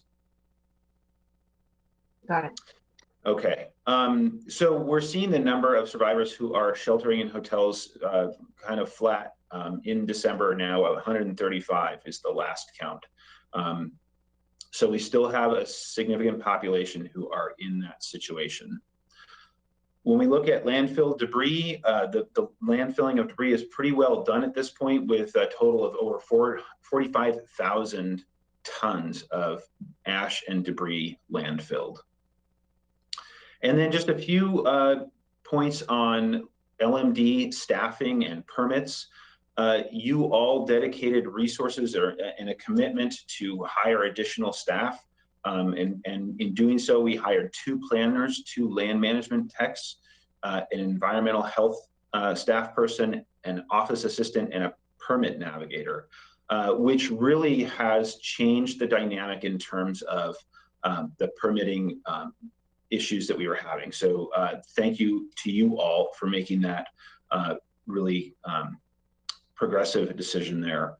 We also, you all agreed to waive the permit fees, both residential permits and commercial permit fees now being waived. And to date, we've seen just over $1 million of fees waived and or reimbursed. And then these are the permit figures that you've seen before, just an updated version. So the total dwellings lost in the fire is 464. Dwelling permits submitted. Forgive me, I can't actually see the slide. Gosh darn it. Are you still seeing the slide? Mm-hmm. Okay. Matt, it does look like your slides are cutting off, at least for me. Would you like me to take over the presentation? Sure, that would be fine. Thank you.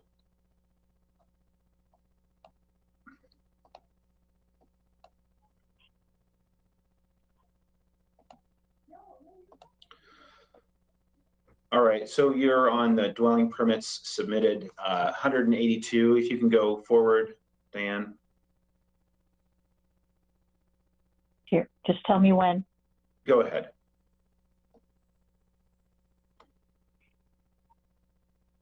Keep going. Yeah, I'm not seeing changes in the. Hold on a second. Oh, I see. Okay.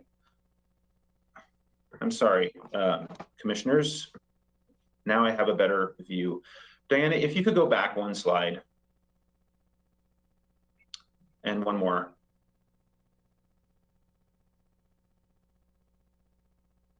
Thank you. So just a quick overview, the dwelling permits submitted 182 and the permits issued 166. So just over a third now of the homes that were lost have permits in hand for replacing a dwelling. A smaller number of dwellings that have been completed, but we're seeing really steady progress there. Next slide, please, Diana. Thank you. Number of properties sold hasn't changed much over the last month. Next slide. I want to highlight the work of Devin Ashbridge. I know you are all familiar with her work, and she's just done a ton of lifting on the communications front within the world of recovery. I really appreciate her skills and just continued lifting. So she produced a number of Facebook Live recovery updates on everything from insurance to hazardous tree removal. We even had the Waymaster presenting there from his vehicle. She really brought in all the people to answer people's questions as recovery has been progressing. Next slide, please.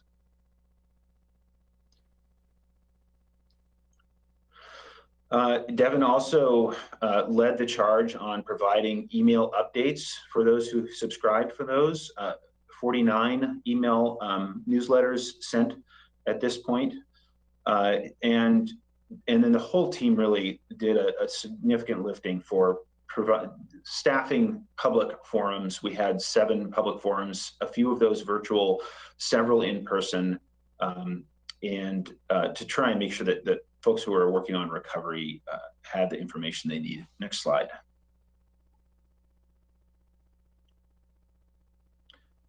So shifting into funds, I'm going to talk a little bit about funds that are committed. This again is not everything, but the highlights. And then I'll talk a little bit about funds that we are currently pursuing. But when we look at watershed recovery, the eWeb board approved a water recovery surcharge that's going to raise just over $12 million over the next 5 years. Full disclosure, I'm on the eWeb board. However, this decision was made prior to my sitting on the eWeb board. So much appreciation for the board that made that commitment. Mackenzie River Trust is matching eWeb's funds to the tune of $3 million, and the state legislature allocated another $4 million for Mackenzie Restoration. So the significant commitment of dollars for watershed recovery that I think we all should be proud of, and it's worth sharing your appreciation for those entities that are making this significant investment. Next slide, please. More funds that are committed, state funds for wildfire recovery housing to the tune of $100 million statewide. So there are several fire affected areas that lost homes. So certainly this is not all for the holiday fire area, but a significant investment on behalf of our legislature. We also secured a behavioral health grant.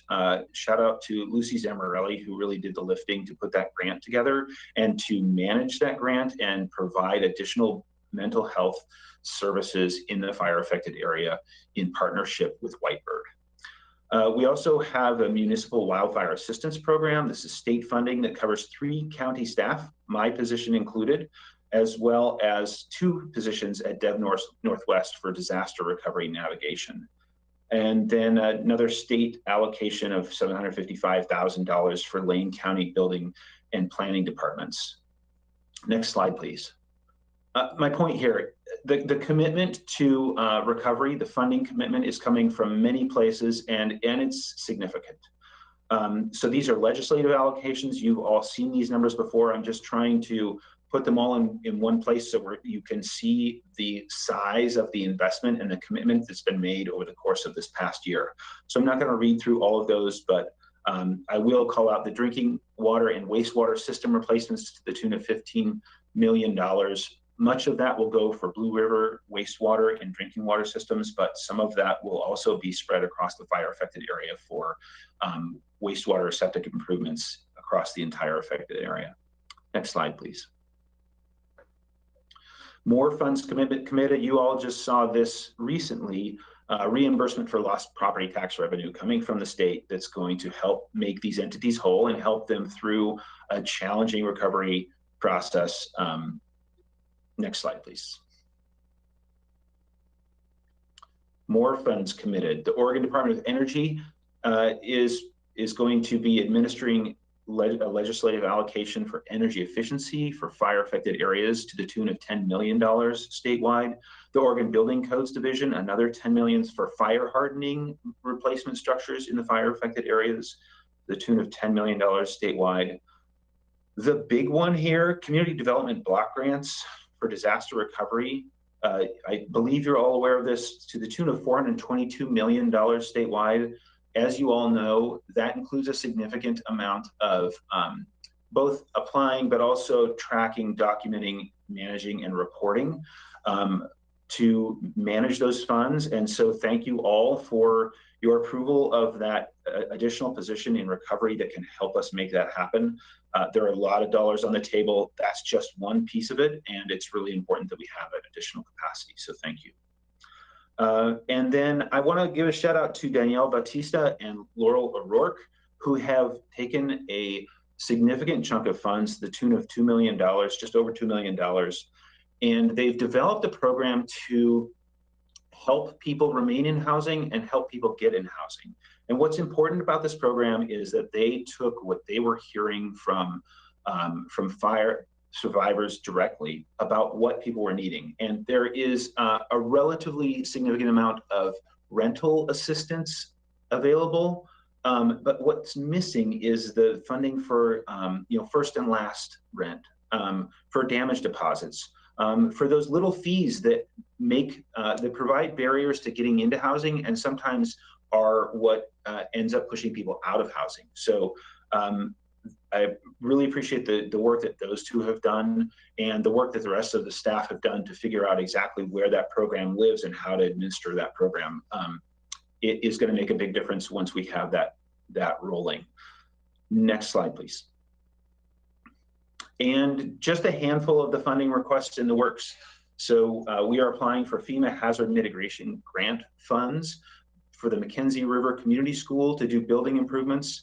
For Mackenzie Fire and Rescue, they are spooling up a program for Firewise Landscaping to actually go and do landscaping improvements on individual properties to reduce fire risk. Patience Winningham is, for Lane County, is leading a grant application for Firewise Communications to make sure that we're sharing the information as broadly and effectively as possible so that people understand what steps they can take to reduce the fire risk on their property. And Eugene Water and Electric Board also applying for grant funds here for watershed restoration. I also want to note that we have applied for, and looks like we will receive, an EPA technical assistance grant, which will help us understand the variety of possible options for building wastewater treatment in Blue River, with the intent that that study could also help us think about wastewater treatment plants for other rural communities in Lane County. Next slide, please. And on to projects. So finished the funding, going to go on to projects, and I'm going to try and move through this quickly. Just I know time is short here. So I'm not going to read each of these slides. I just want to highlight some of the work that Pure Water Partners have done. This is all through April of 2021, so this doesn't go all the way through the year, but the accomplishments we have marked out here are nonetheless really impressive. Next slide, please. Pure Water Partners, we've talked about them before. Carl Morgenstern came on and shared with you some of the details about what they've managed to do. We really are benefiting from this partnership and the investment that they've made immediately after the fire. Next slide, please. Including revegetation, which continues into this winter. Next slide, please.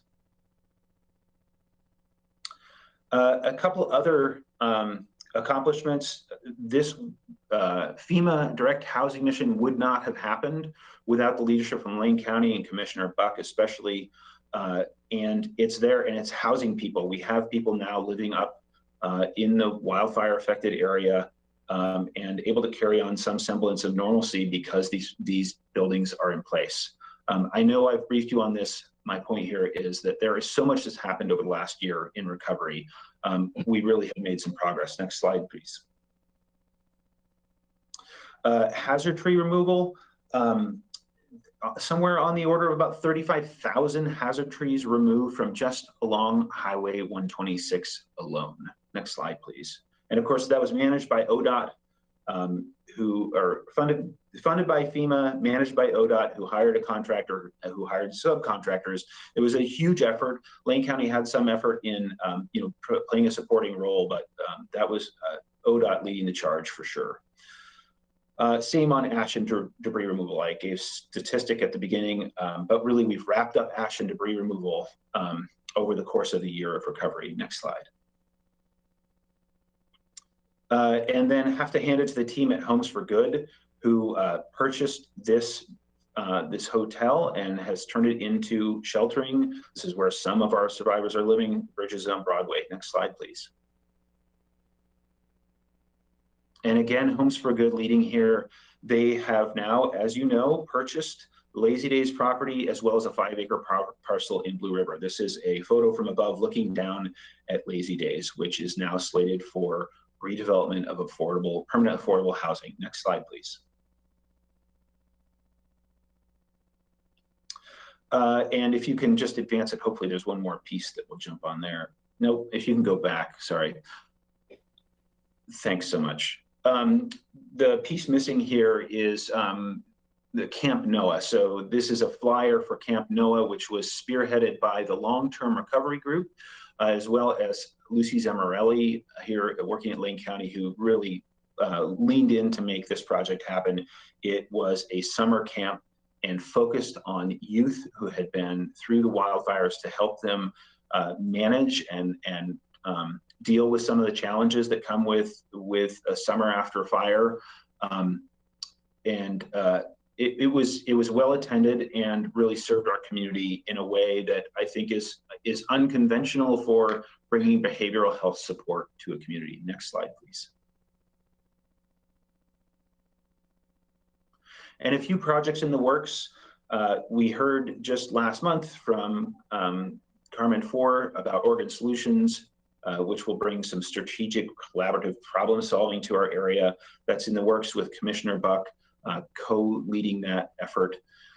I also want to bring to your attention some volunteer work that we're having, getting support from the Oregon chapter of the American Planning Association in order to understand the needs and the trends among the population that's less heard, typically renters and lower income households who are typically have a harder time with recovery. This team of volunteers from the Oregon APA are going to look at some of the interviews and the statistics already secured from this population to extract some of the themes and bring that information into our planning efforts so that we have that voice to the best of our ability being entered into our planning efforts going forward. I also want to highlight that the needs assessment is getting started. Mackenzie Valley Long-Term Recovery Group is taking the lead on that effort. Huge kudos to them and the work they've done on that so far. This will give us a much better understanding once complete of the needs of the population who have been displaced. And lastly, I am working, if we can go, sorry, back to the last slide, working on a draft long-term recovery plan, just setting priorities for us as a county, a draft that will be then brought to other partners and the community ultimately for review, but we're getting started on that right now. And then we're also working on wildfire recovery lessons learned. So we've learned so much, not only in Lane County, but our partners through the course of this recovery. And I want to hand it to Dan Hurley, who has already leaned in to start doing one-on-one interviews to extract some of those lessons learned so we can put them in a document so we can implement changes so our next recovery will be easier. And that's all I have. Thank you very much. I'm happy to take questions. Thank you very much, Mr. McCray, and thank you for waiting for us to get through the other item. No trouble. Are there questions or comments from commissioners? Yes, Commissioner Buck. Thank you, Chair.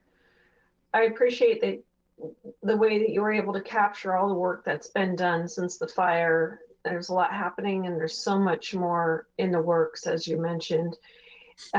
You've done an excellent job.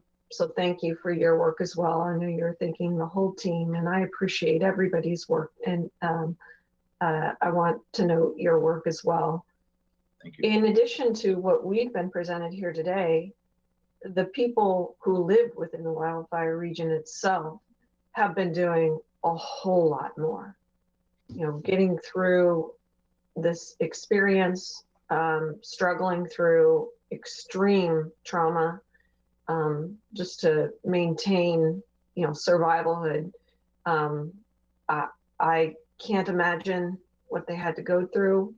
As much as I've been working on this, there's just no way to even imagine everything that they've struggled through to survive.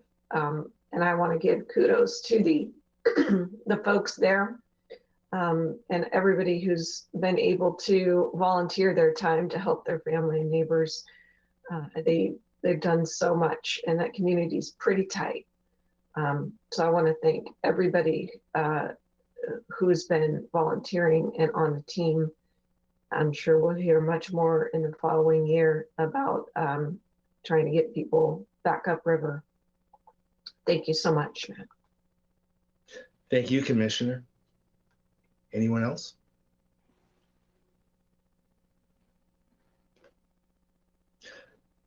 Seeing none, thank you very much, Mr. McCray. Actually, you know, I really enjoyed that and gleaned much more from that than when you always have other people speak during your presentations. It seems to me that perhaps you suggested that we owe a thanks to the staff at Lane County. I mean, that's who's assuming the responsibility for trying to coordinate so much. You mentioned many other groups that are providing dollars that we have to thank.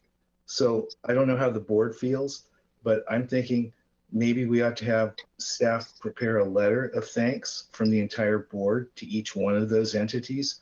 I could, you know, I wouldn't mind if both I signed it as chair, as long as the board all felt that way, and if Commissioner Buck co-signed it, because this has been an area that obviously is in her district and she spent a lot of time with.